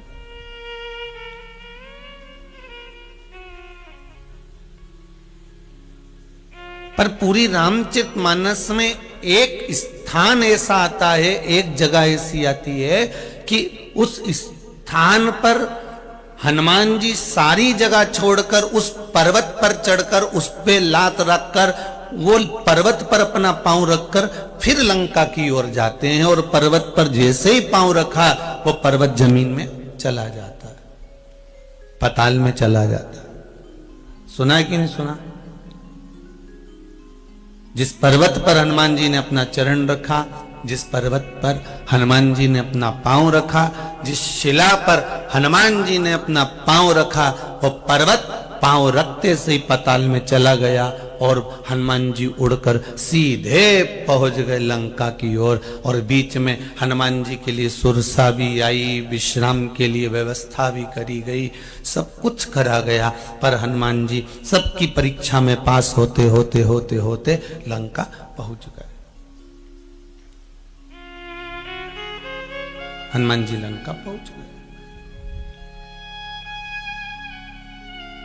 पर कभी आपने विचार करा कि जीवन में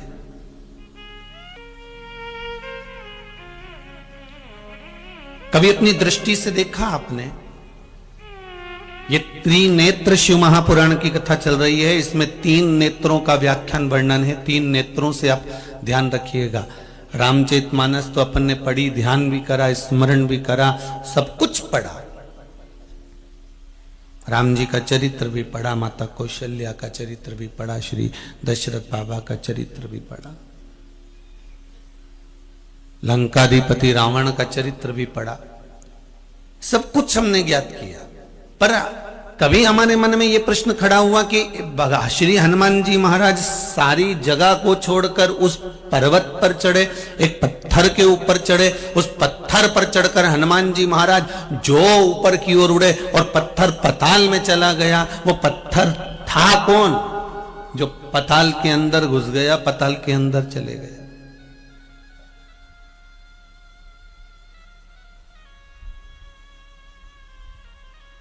मेरे भगवान कृष्ण जिस जिस वृक्ष के ऊपर चढ़े, जिस जिस डाली पर बैठे, उस डाली का भी वर्णन हमारे शास्त्रों में है। मेरे राम जी महाराज जिस जिस आश्रम में पहुंचे, जिस जिस जगह पर पहुंचे, उस आश्रम का वर्णन हमारे शास्त्रों में है। पर हनुमान जी महाराज के मार्ग में चलते चलते सुरसा मिली, उसका वर्णन था। कोई पर्वत विश्राम के लिए आया, उसका भी वर्णन था। लंका में पहुंचे, लंकनी मिली, उसका भी वर्णन था। विभीषण का घर मिला, उसका भी वर्णन था। पर हनुमान जी महाराज जिस पत्थर पर चढ़े और जिस पत्थर पर हनुमान जी ने अपना पांव रखा और वो पत्थर पताल में चले गया, आखिर वो पत्थर था कौन जिस पर हनुमान जी सब जगह छोड़कर उसी पत्थर पर क्यों चढ़े? वही पत्थर क्यों मिला?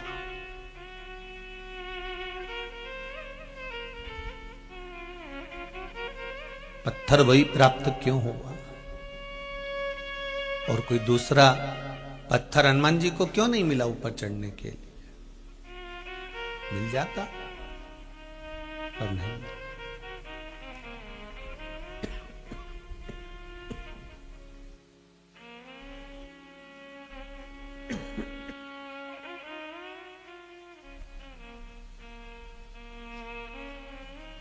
और श्री हनुमान जी महाराज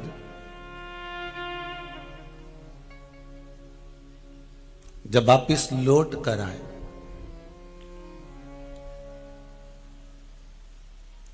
तब मेरे राघव जी ने हनुमान जी से कहा, जानकी जी मिली? जी प्रभु।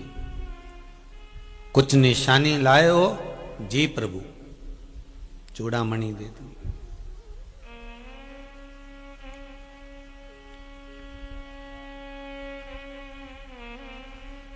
राम जी ने कहा, हनुमान तुमको मालूम है कि तुम कौन हो? आपको मालूम है आप कौन है?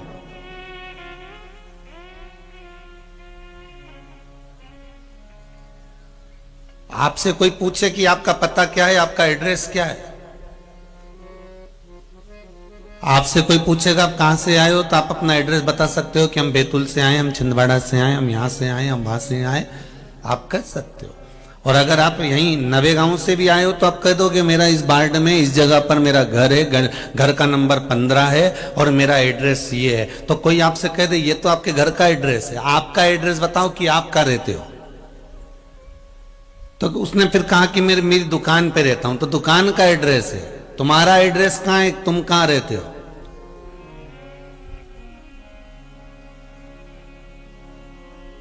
जिस घर में तुम रह रहे हो वो घर का एड्रेस है, जिस दुकान पर तुम बैठे हो वो दुकान का एड्रेस है। तुम्हारा खुद का एड्रेस कहां है? तुम्हारे खुद का पता कहां है? तुम तो खुद लापता हो। जिसका पता नहीं वो लापता। कोई तुमसे पूछे कि तुम्हारा पता कहां है, तो फिर तुम कह सकते हो मेरा पता केवल एक ही जगह पर है, वो है भगवान के चरणारविंद, शंकर के चरणों के अंदर मेरा पता है, उसके सिवा मैं कहीं नहीं रहता।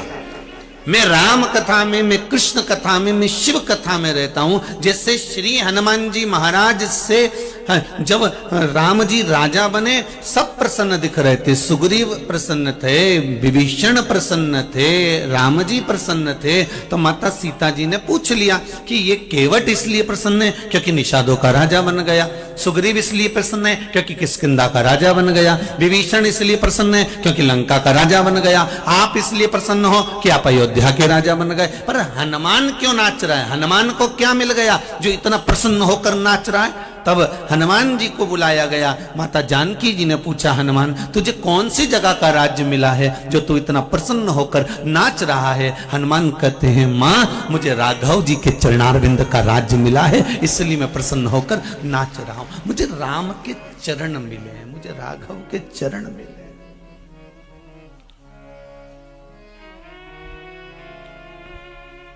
पवन तनय संकट हरण मूर्ति राम लखन सीता सहित हृदय बसहु सुरभूमि। मुझे राघव जी के चरण प्राप्त हो गए, मुझे राम जी के चरण मिल गए। ये मुझे जो राज्य मिला है ये कोई साधारण नहीं है। कोई आपसे कहे कि आपका पता क्या है, तो घर का पता नहीं देना है हमको। ये चित्त, ये मन, ये हृदय शिव में लगा दो। सीताराम सरकार ने पूछा, राम जी पूछ रहे हैं, क्यों रे हनुमान, कुछ निशानी लाया है? ये चूड़ामणि लाया हूं। अच्छा हनुमान, तुम शिव के अवतार हो, तुम्हें मालूम है? हनुमान जी ने कहा, प्रभु आपको नहीं मालूम कि आप नारायण के अवतार हो? आप नारायण के अवतार हो, मैं शिव का अवतार हूं, और ना मैं आपके बिना रह सकता हूं, ना आप मेरे बिना रह सकते हो। इसलिए मेरा अवतार हुआ है और इसीलिए आपका भी अवतार हुआ है। जी राम जी ने कहा, हनुमान पूर्व के लेन देन मिटाने के लिए हमारे अवतार हुए हैं।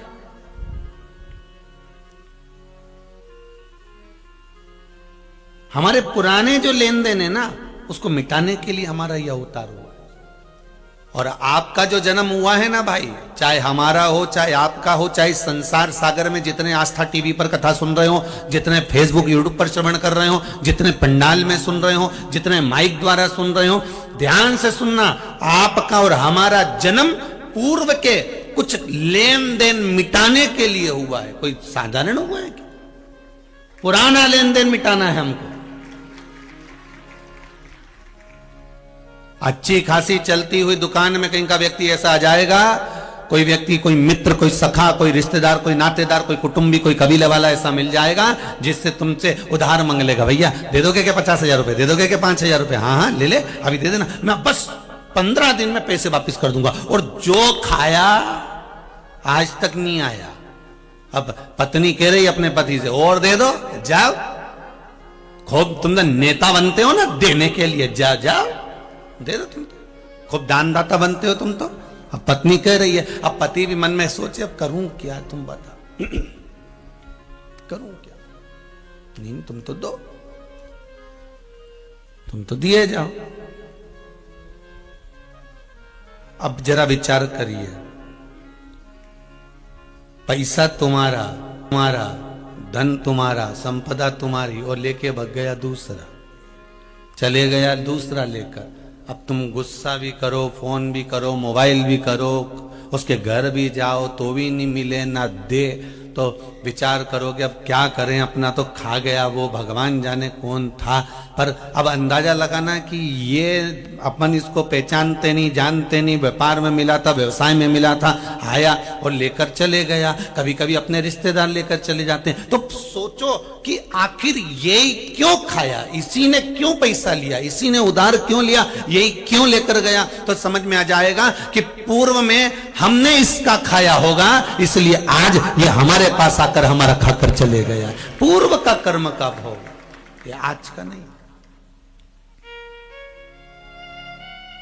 मत बुरे कर्म कर बंदे, वरना पछताएगा। भगवान की आंखों से तू बच नहीं पाएगा, तू बच नहीं पाएगा। हरे ओ अज्ञानी मत करना नादानी।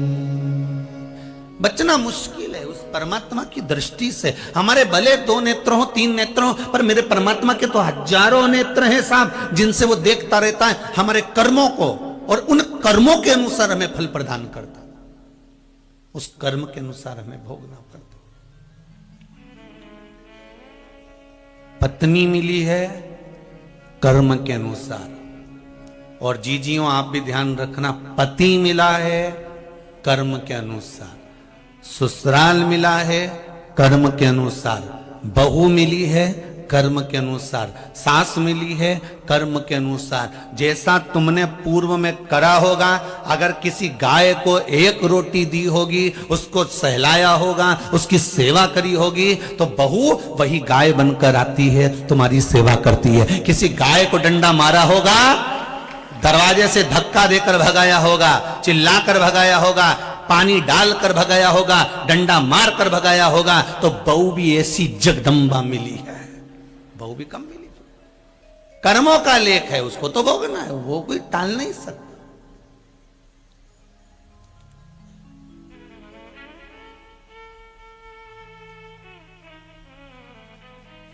तुम अकेले कमा रहे हो और तुम्हारे सारे भाई खा रहे हैं, तुम अकेले दुकान चला रहे हो और तुम्हारा पूरा परिवार बैठकर खा रहा है, तो रोना मती। पत्नी कहेगी तुम्हारा भाई तो कुछ करता ही नहीं है, वो भी तो घर में कुछ खर्चा करे, तुम्हारे रिश्तेदारों ने आते हैं, वो बैठ जाते हैं, तुम्हें सब करना पड़ता, तुम ही दुकान संभालो, तुम ही यही करो, तो उनको भी तो कुछ करने दो, उनको भी तो कमा कर लाने दो, उनको भी तो खर्चा करने दो। तो अपनी पत्नी को समझा देना कि ये आज का नहीं है, पुराना है, पहले इन्हीं के घर में मैंने खाया था, इसलिए भगवान ने इनको ये ऐशो आराम की जिंदगी दी है कि तुम मत कमाओ, मैं कमा कमा कर खिलाऊंगा। ये भाग्य में लिखा है, इसलिए खिलाना पड़ेगा, करना पड़ेगा, देना पड़ेगा, कहीं ना कहीं से इनका बोझा उठाना पड़ेगा। ये कर्म का खेल है, कोई दूसरा नहीं।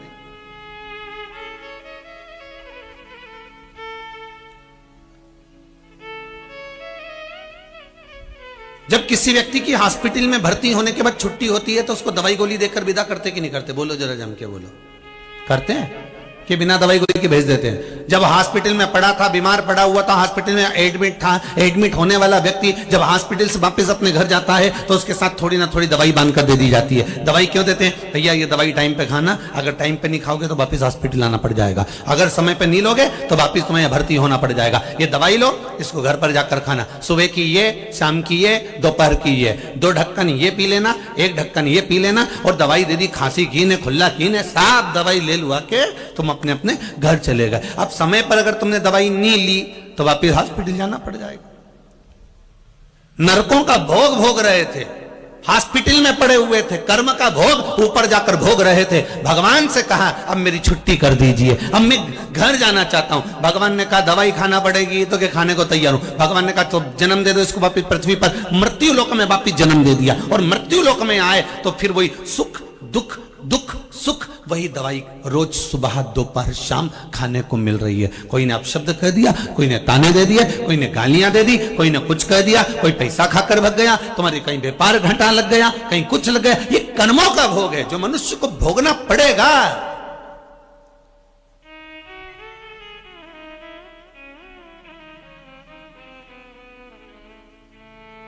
कोई दूसरा नहीं भोगने वाला, इसको हमें भोगना है, हमारा कर्म का दंड हमें भोगना पड़ेगा। इसलिए बार बार कहते हैं कि कुछ कर्म ऐसा करके जाना जिंदगी में। महाराज शिवजी भगवान राम करें हनुमान जी से, आप जानते हो आप कौन हो? हनुमान जी ने कहा शंकर का अवतार, आप नारायण का अवतार। पर हमारा अवतार क्यों हुआ है? कि पूर्व के कर्म को हमें भोगना है, इसलिए हमारा अवतार हुआ। पूर्व के कर्म को हमें भोगना।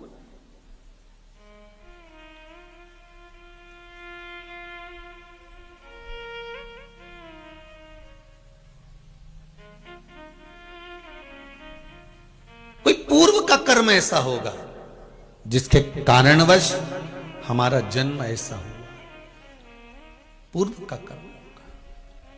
फिर निवेदन है, अच्छा करते चलिए अपनी जिंदगी में, कुछ अच्छा करने का प्रयास करो।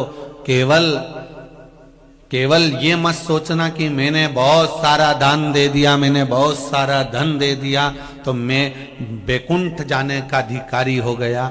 शिव महापुराण की कथा कहती है कि बैकुंठ जाने का अधिकारी वही हो पाता है जो भगवान का नाम लेता हो, कीर्तन करता हो, स्मरण करता हो, कहीं किसी गरीबड़े की, कहीं किसी दुखी की, कोई की सहायता करता हो।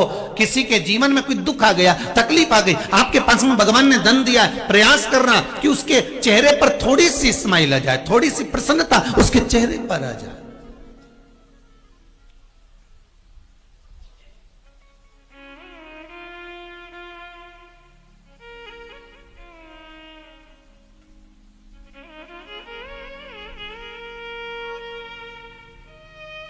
प्रयास करना कि उसके चेहरे पर थोड़ी सी प्रसन्नता का भाव प्रकट हो जाए।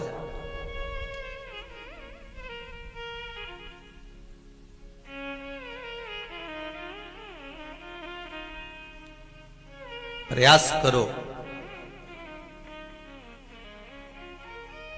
कि अगर किसी दुखी के चेहरे पर प्रसन्नता ला दी तो हो सकता है किसी मंदिर में दीप जलाने के बराबर हो जाए।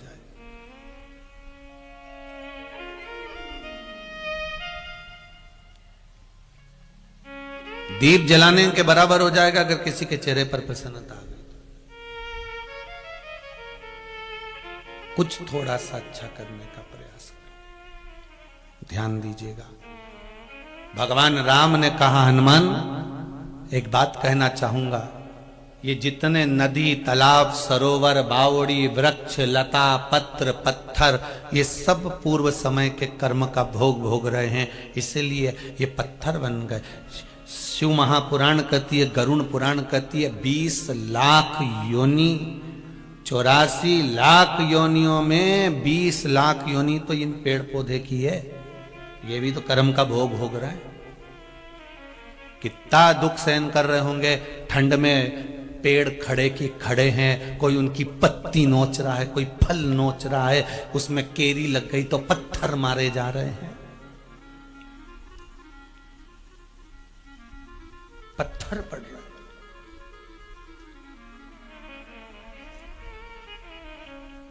आप सोचते होंगे कि जो फलदार पेड़ होते हैं कितने अच्छे होते हैं, पर उन फलदार पेड़ से पूछा जाए कि 84 लाख योनियों में 20 लाख योनि जो वृक्ष की है, उस वृक्ष की योनि में भी घास की योनि अच्छी, दुर्वा की योनि अच्छी, कहीं लता और डाली की योनि अच्छी, पर उस वृक्ष वाली योनि में भी फल वाले वृक्ष की योनि ठीक नहीं है। क्यों? क्योंकि बेर का पेड़ बन गया, बेर लग गए, लोग डंडा लेके आ गए, जो झोड़ना चालू करा, ऐसा मारा, कोई पत्थर मारे, कोई डंडा मारे और बेर नीचे झड़े, बच्चे खाए खुश हो जाए। केरी के पेड़, आम के पेड़ पे जो पत्थर मारा, इमली के पेड़ में जो पत्थर मारा, उस वृक्ष से तो पूछो कि कितना भोगना पड़ रहा है उसको। उस वृक्ष से तो पूछा जाए कि उसको कितना भुगतना पड़ रहा है। जिस पर पत्थर पड़ रहे हो, डंडे पड़ रहे हो और उसको झड़ाया जा रहा हो, गिराया जा रहा हो, उससे पूछो कितना भोगना पड़ता है। राम जी महाराज हनुमान जी से कह रहे हैं, ये सारे जितने बने ये सब कर्म के दंड के कारण बने हैं। सुनो हनुमान, तुम लंका गए थे तो तुम्हें कुछ स्मरण रहा है कि नहीं रहा?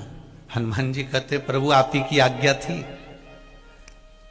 जब आपने मुद्रिका निकाल कर दी, राम नाम लिखी मुद्रिका मुझे मिल गई, उस मुद्रिका को मैंने मुख में रख लिया, क्योंकि राम नाम अगर जिह्वा पर है, मुख में है, तो ऐसा कोई काम नहीं जो पूरा नहीं हो सकता। इसलिए मैंने उसको मुख में रखा, मैंने राम मुख में रखा। फिर हनुमान जी कहते हैं, मैं लंका जाते समय सब जगह देख लिया और देखने के बाद मुझे एक पत्थर दिखाई दिया, शिला दिखाई दी, मैं उस पे चढ़ गया। तो राम जी ने पूछा, तूने उस पत्थर को पहचाना कैसे कि इसी पे चढ़ना था?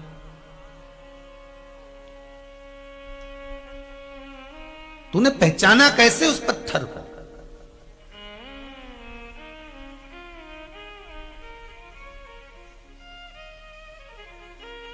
देखो, राम कथा बहुत विस्तार है और राम जी की कथा वाचने वाले इसको बड़े रोचकता से बाँचते हैं, बड़े विस्तार से बाँचते हैं।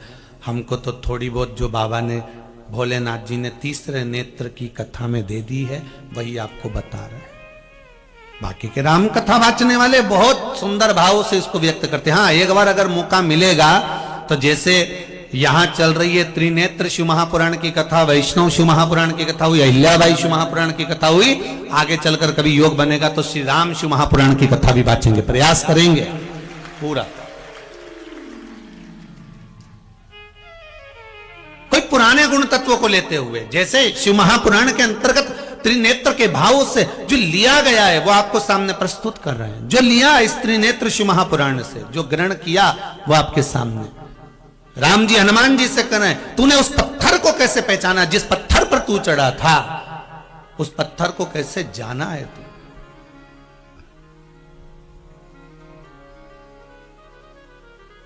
कैसे पहचाना? हनुमान जी ने कहा, जो मुख में राम था, केवल मुख में राम नहीं था, ये मुद्रिका जो राम नाम की मुख में थी, अगर राम हमारे जिह्वा पर है तो ये 3.5 करोड़ रोम छिद्र में राम समाहित है। बस वही राम ने बता दिया कि इस पत्थर पर चढ़ना है, तो पत्थर के पास तू गया। हाँ, फिर क्या हुआ? हनुमान जी बोले, उस पत्थर के पास जाकर मैंने क्या देखा कि जो पत्थर पड़ा हुआ था, जो शिला पड़ी हुई थी, जो पर्वत पड़ा हुआ था, सब जगह पर समुद्र की लहरें बढ़ बढ़कर झोंटा दे रही थी। समुद्र की लहरें अपनी उछालें दे रही थी, पर केवल एक पत्थर ऐसा था, उस पर समुद्र की लहर नहीं पड़ पा रही थी, उस पे समुद्र की लहर नहीं जा रही थी। जैसे प्रभु हनुमान जी ने कहा, जैसे आप माता अहिल्या के दरवाजे पर गए थे और मां अहिल्या जो पत्थर की हो गई थी, ना वहां पशु आते थे ना वहां पक्षी आते थे। क्यों? जिसको श्राप लगा होता है उसके पास में कोई नहीं आता। ये हमारे कर्मों का खेल है महाराज जी।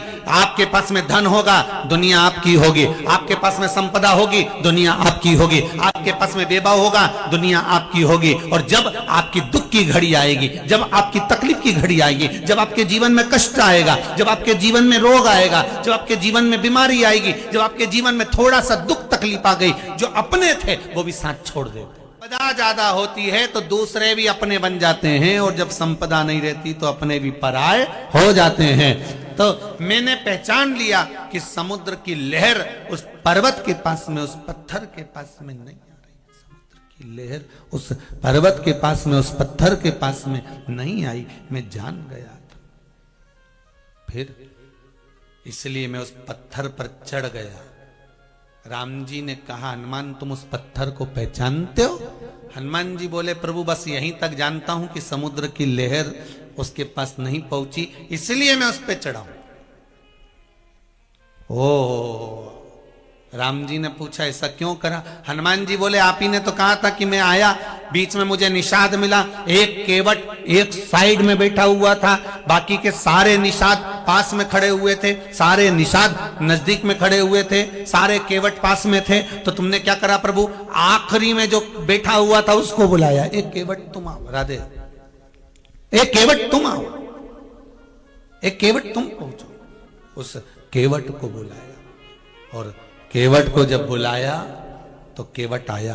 केवट ने एक ही बात की, मेरी नाव जो है नीचे से उसमें एक छेद हो गया है, तो उसमें पानी भरा जाता है, मेरी नाव में बिठा लूं, बस एक काम करवा लो कि तुम पांव धुलवा लो। राम जी की ये बात हनुमान जी के मन में थी कि उनने भी एकांत में पड़े हुए उस केवट का उद्धार कर दिया था, तो क्यों ना मैं जाते जाते इस पत्थर का उद्धार कर जाऊं, इसलिए मैं उस पर चढ़ गया। तुम उस पत्थर को पहचानते हो?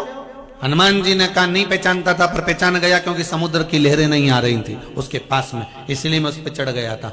जानते हो वो कौन है? राम जी ने जब पूछा, हनुमान ने कहा मैं नहीं जानता। राम जी ने उसी पल कहा, हनुमान वामन अवतार जब मैंने लिया था, मैं वामन अवतार लेकर जब राजा बलि के दरवाजे पर भिक्षा मांगने गया था, दरवाजे पर भिक्षा मांग रहा था, राजा बलि के द्वार पर मैं भिक्षा मांग रहा था। राजन भिक्षाम देहि, राजन भिक्षाम देहि। राजा बलि जो धर्मात्मा था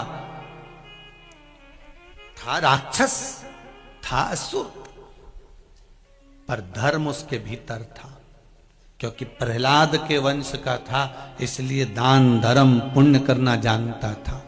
98 यज्ञ राजा बलि कर चुका था, 99 वाला यज्ञ चल रहा था, और मैंने जाकर उसके दरवाजे पर भिक्षा मांगी थी। फिर वामन भगवान का रूप रखकर मैं गया था। भगवान राम कहते हैं मैं वामन भगवान बनकर गया था। फिर प्रभु क्या हुआ ये तो बताइए। तब भगवान कहते हैं जब मैं उसके यहां भिक्षा मांगने गया, तब मैंने उसके द्वार पर जाकर आवाज लगाई। द्वारपालों ने जाकर राजा बलि से कहा। राजा बलि दौड़ के दरवाजे पर आया कि ब्राह्मण का बालक आया है, मैं उसको भिक्षा दे दूं। पर मैं जैसे ही दरवाजे पर पहुंचा तो वामन भगवान ने कहा राजन भिक्षा चाहिए। राजा बलि भिक्षा चाहिए, भिक्षा चाहिए।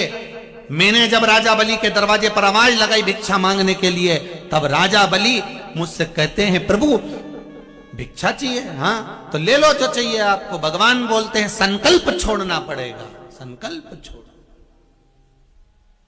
फिर राजा बलि उस समय पर अपने बेटे को आवाज लगाए, जय जय, बेटे को आवाज लगाई राजा बलि, जय जय। राजा बलि ने अपने पुत्र को आवाज लगाई, बेटा दौड़ कर आया। पिताजी बोलिए क्या बात है, क्या बात है बोलिए।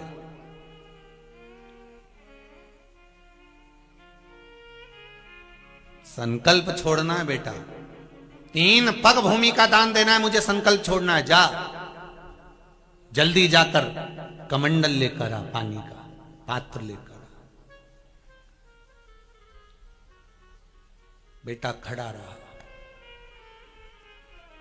खरगोन की कथा याद करो, उसमें एक बात कही थी, जब तक तुम्हारा शरीर चले और तुम्हारे घर में चले, तब तक सारे पुण्य कर लो, दान कर लो, सत्कर्म कर लो, सब कर लो। जब तक तुम्हारा शरीर चले तीर्थ करो, दान करो, पुण्य करो। तुम्हारे घर के अंदर चले जब तक जो दान करना है, पुण्य करना है, सत्कर्म करना है, कर लो। जिस दिन तुम्हारा शरीर चलना बंद हो जाएगा उस दिन कहीं तीर्थ नहीं जा पाओगे। और जिस दिन तुम्हारे घर के अंदर चलना बंद हो जाएगी उस दिन तुम कोई दान नहीं कर पाओगे, ना पुण्य कर पाओगे। जब दान करने के लिए जाओगे तो दरवाजे पे दूसरे खड़े मिलेंगे, डुकरिया किसको क्या दे रही है। तुम्हारे घर में चले जब तक दान कर लो, पुण्य कर लो, सत्कर्म कर लो, भागवत रामायण गीता शिव पुराण जो करवाना है करवा लो। तुम्हारी जब तक चले तब तक करवाओ, क्योंकि जब तुम्हारी चलना बंद हो जाएगी तो फिर तो तुम जब घर की बहुएं नहीं सुनेगी, बेटा नहीं सुनेगा, परिवार के लोग नहीं सुनेंगे, बेटी नहीं सुने, दामाद नहीं सुने, पोता पोती नहीं सुने, तो तुम कौन सा दान कर सकती हो, तुम कौन सी कथा करवा सकती हो, तुम कौन सा धर्म कर सकती हो, तुम कौन सा पुण्य कर सकते हो। जब तक तुम्हारा शरीर चले तब तक तीर्थ व्रत जो करना है, और तुम्हारा घर में तुम्हारी चले जब तक दान पुण्य संकीर्तन सब कर लो, फिर नहीं हो सकता। बड़ा मुश्किल है महाराज, जब घर में जगदम्बा होना जाती है, बड़ा मुश्किल है। फिर तो बहन बेटी को भी अगर एक साड़ी दे रहे हो ना, तो उसका पूरा ध्यान रहता है, मम्मी कहां से आई ये वाली साड़ी, पूछ लेती है।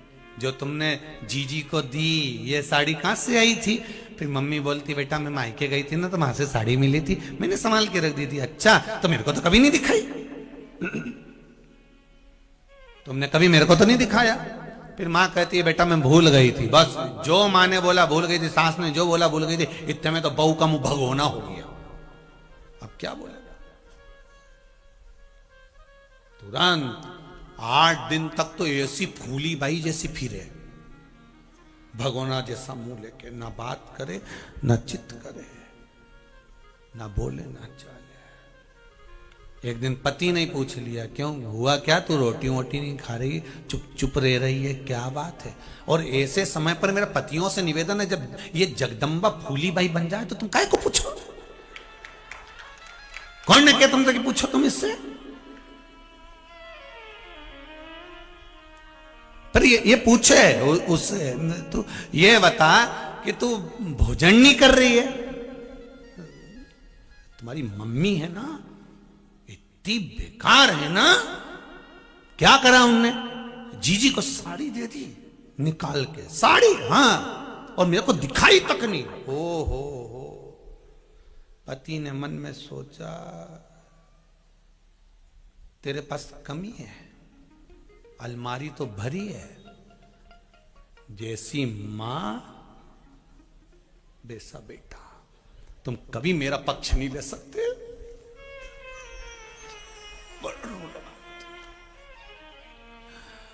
चार छह आंसू जो ढलाया, बापड़ा पत्थर जैसा था, मोम बन गया जगदम्बा।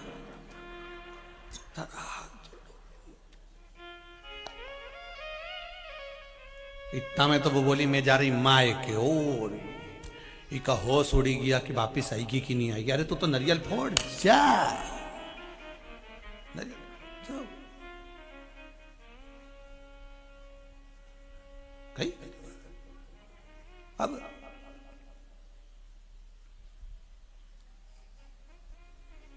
जब तक तुम्हारा शरीर चले और तुम्हारे घर में चले, तब तक सारे पुण्य दान सत्कर्म कर लो। महाराज राजा बलि अपने बेटे से कह रहा है, जय जाओ, जल्दी से जाकर जल का पात्र लेकर आओ। बेटा नहीं गया, खड़ा खड़ा देखता रहा। क्यों? क्योंकि शुक्राचार्य जी ने कह दिया था, राजन ये जो दरवाजे पे खड़ा है, ये बामन का छोरा नहीं, वो नारायण दरवाजे पर खड़ा है। अगर दान दे दिया तो सब कुछ चले जाएगा। बेटा नहीं हिला, बेटा खड़ा रहा। अब ईमानदारी से बोलो, जमीन किसकी थी? राजा बलि की कि राजा बलि के बेटे की? बोलते जाओ जरा, किसकी थी? राजा बलि के बेटे की, राजा बलि की। जायदाद किसकी थी? राजा बलि की।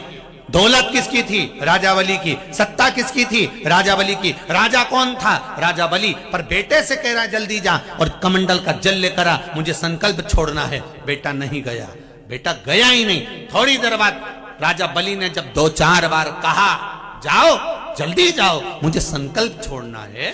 कई बार हमने देखा है, बूढ़ी बूढ़ी माताएं अपने बच्चे से कहती है, बेटा 500 रुपए दे दे, मुझे देना है। हाँ दे दूंगा, देता हूँ, थोड़ी देर रुको तो सही। फिर माँ कहती है, बहू तू दे दे रही, 500 रुपए दे दे, मेरे को देना है, मेरे को 500 रुपए दे दे। बहू मांगे, माँ मांगे, बेटे से मांगे, नहीं दिया। माँ 2-4 बार जब लग्गा पकड़े, तब बेटा झंझोड़ के लो दे दो, जाओ।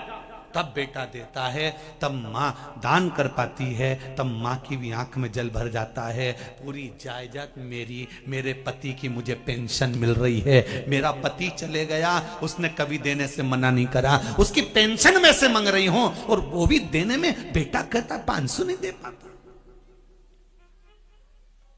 500 नहीं दे पाता। मेरे पति की पेंशन मिल रही है, अरे तुम रोज हर महीने निकाल के ला रहे हो, उसमें से 500 रुपए नहीं दे सकते? तो भी झंझोड़ कर देता है, लो ये पकड़ो 500 रुपया, ये पकड़ो 500 रुपया, लो दे दो। और मालूम पड़े 3-4 दिन तक बेटे का मुंह फूला रिया, वो 500 रुपए के चक्कर। इसलिए बेचारी बूढ़ी माँ देना ही पसंद नहीं करती। ठीक है, जो हुआ ठीक। तो राजा बलि जब राजा था, राजा बलि की जब सत्ता थी, इतना प्रतापी राजा बलि था, अपने बेटे से कहता जाओ जल्दी से और मुझे दान करना है, जाकर कमंडल लेकर आओ। राजा बलि का पुत्र बहुत बार कहा, नहीं गया। 8-10 बार कहा, तब राजा बलि का पुत्र गया, अंदर गया, निकलकर बाहर नहीं आया।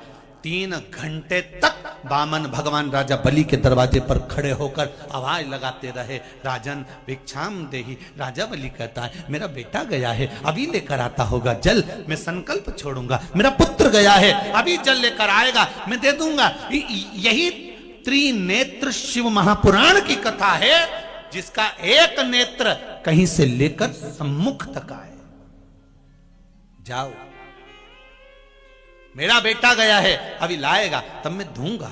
अभी मेरा बेटा गया, लाएगा।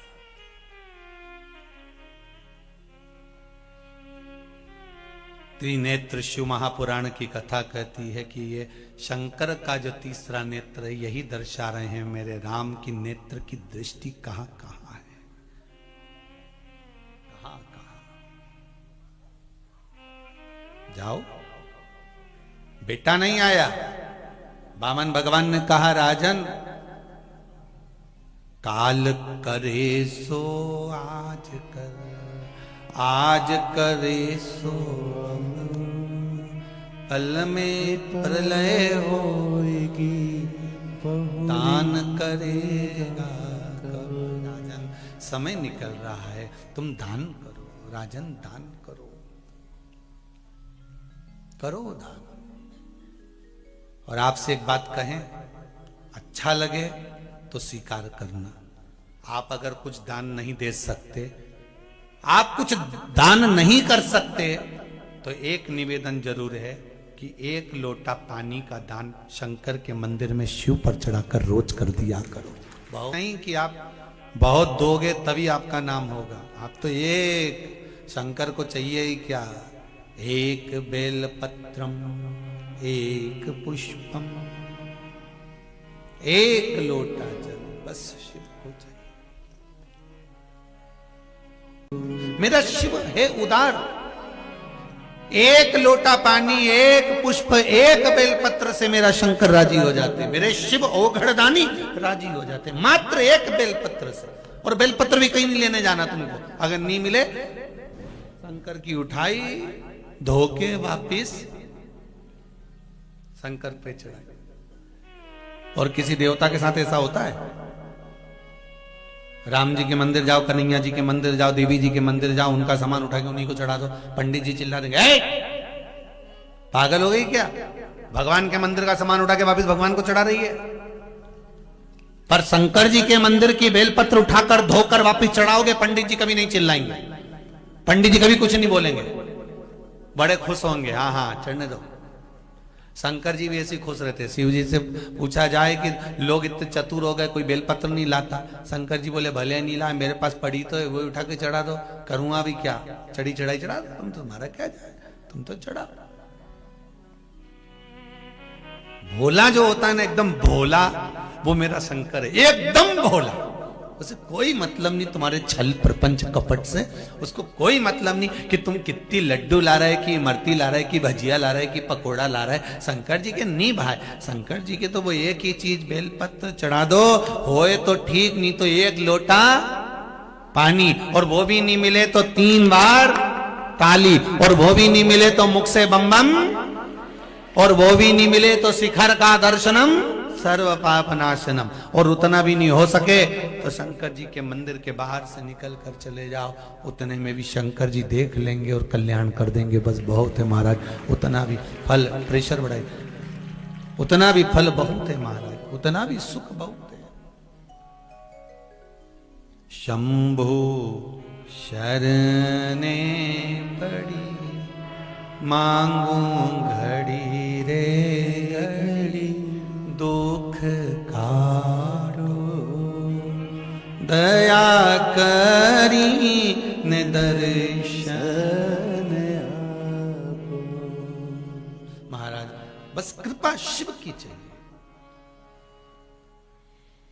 भगवान कह रहे हैं, राम जी महाराज हनुमान से कह रहे हैं कि राजा बलि ने आवाज लगाई अपने बेटे को, बेटा नहीं आया, जो गया तो आया नहीं। भगवान कह रहे हैं, मैंने बारंबार कहा राजन दान दो, राजन दान दो, अगर दान नहीं दोगे तो समय निकल जाएगा, जल्दी करो। राजा बलि फिर आवाज लगाया, प्रभु ब्राह्मण हो आप, थोड़ा धैर्य तो रखो, मेरा बेटा आएगा, दान के लिए जल लेकर आएगा, जल लूंगा मैं हाथ में, संकल्प छोड़ दूंगा।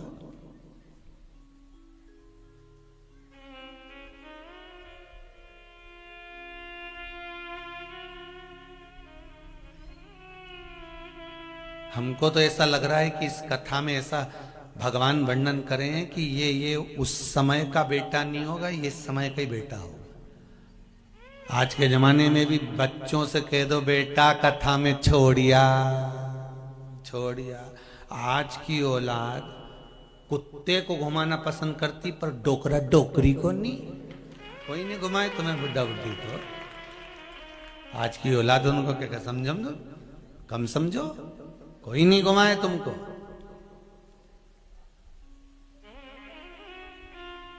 वो तो बाबा की कृपा है तो आनंद है महाराज, वो चला रहा है।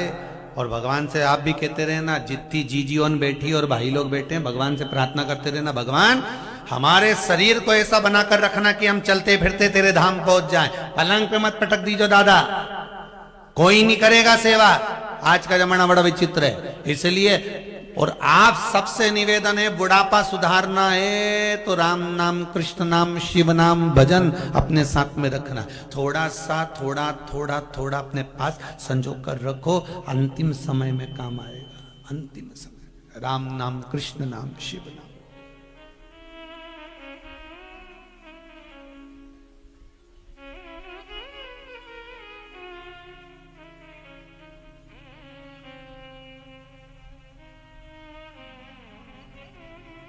महाराज अंतिम समय में काम आया। नहीं आया बेटा, आखिरी में द्वारपाल को भेजा राजा बलि ने, जाकर कहिए पिता बुला रहे हैं। जल लेने गया है, ऐसा लग रहा है मुझे कि कमंडल कहीं खो गया होगा तो उसको ढूंढ के ला रहा।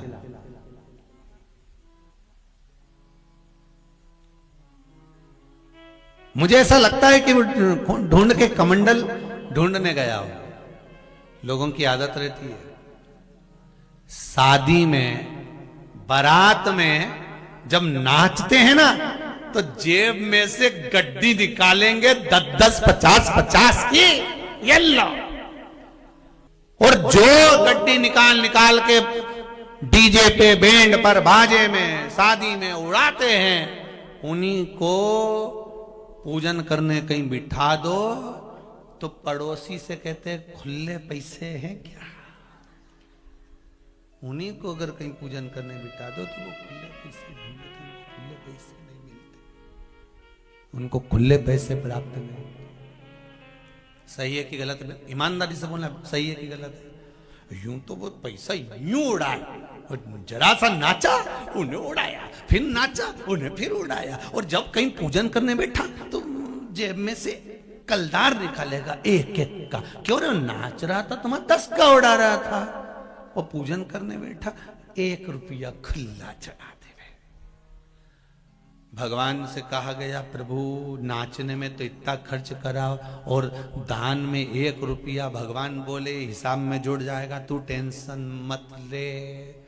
पार्वती से शिवजी बोले तू चिंता मत कर, जितना इसने नाचने में खर्च करा है इसके परिवार वाले इसको भी खूब नचाएंगे टोकरे को, तू क्या चिंता करे, कर दे।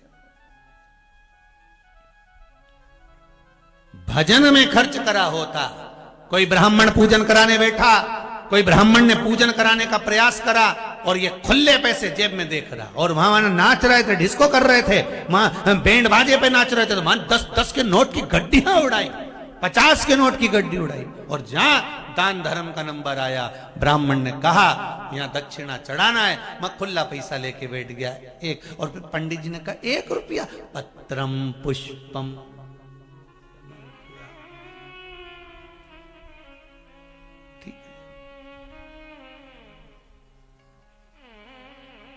ब्राह्मण तो भी संतुष्टि है, ब्राह्मण तो भी संतुष्ट है, तो भी ब्राह्मण करा, कोई बात नहीं, पत्रम पुष्पम समर्पयामि, कोई दिक्कत नहीं है, चलेगा। भगवान को जो आप दे रहे हो, जैसा दे रहे हो वैसा आपको प्राप्त होना। इसलिए फिर निवेदन है, 1 लोटा पानी चढ़ाओ पर दिल से चढ़ाओ, 1 बेलपत्र चढ़ाओ पर दिल से चढ़ाओ, 1 पुष्प चढ़ाओ पर दिल से चढ़ाओ, 1 चावल का दाना चढ़ाओ पर दिल से चढ़ाओ। मन से चढ़ना चाहिए। भगवान को जो आप दो वो मन से दो, दिल से दो, हृदय से दो, चित्त वृत्ति से दो।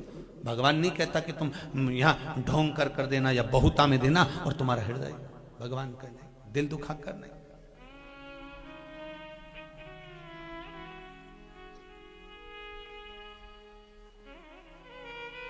थोड़ा दो, पर भगवान कहता है कि वो मुझे दिल से देना, हृदय से देना।